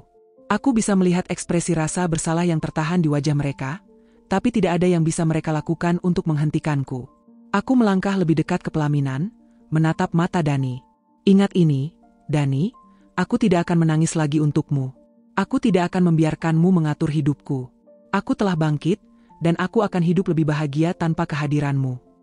Wanita itu mencoba menempel pada Dani, menggenggam tangannya, tapi aku menatapnya dingin. Dan kau? Jangan pernah berpikir aku akan membiarkan kalian berdua menikmati kebahagiaan dari penderitaanku. Dunia tahu siapa yang benar dan siapa yang salah sekarang. Dani menunduk, wajahnya memucat, suaranya hampir tidak terdengar. Arini, tolong, ini pesta kami. Aku menatapnya, dingin dan penuh amarah. Ini pesta yang kau curi dari hidupku. Dan aku datang untuk mengembalikannya, meski hanya dengan membongkar semua kebohonganmu di depan semua orang. Seorang tamu dari meja dekat menepuk pundakku pelan, setengah berbisik, "Wah, Arini, kau luar biasa. Aku belum pernah melihat keberanian seperti ini." Aku tersenyum tipis, walau hatiku masih berdenyut karena amarah. Aku menatap lagi Dani dan wanita itu. Semua tamu kini menunduk, beberapa mulai berbisik satu sama lain. Bahkan keluarga Dani tampak tak nyaman. Aku melangkah kembali ke meja, melihat sisa kue pengantin yang hancur di lantai. Ingat ini, Dani, semua yang kau banggakan hari ini, hanyalah kebohongan.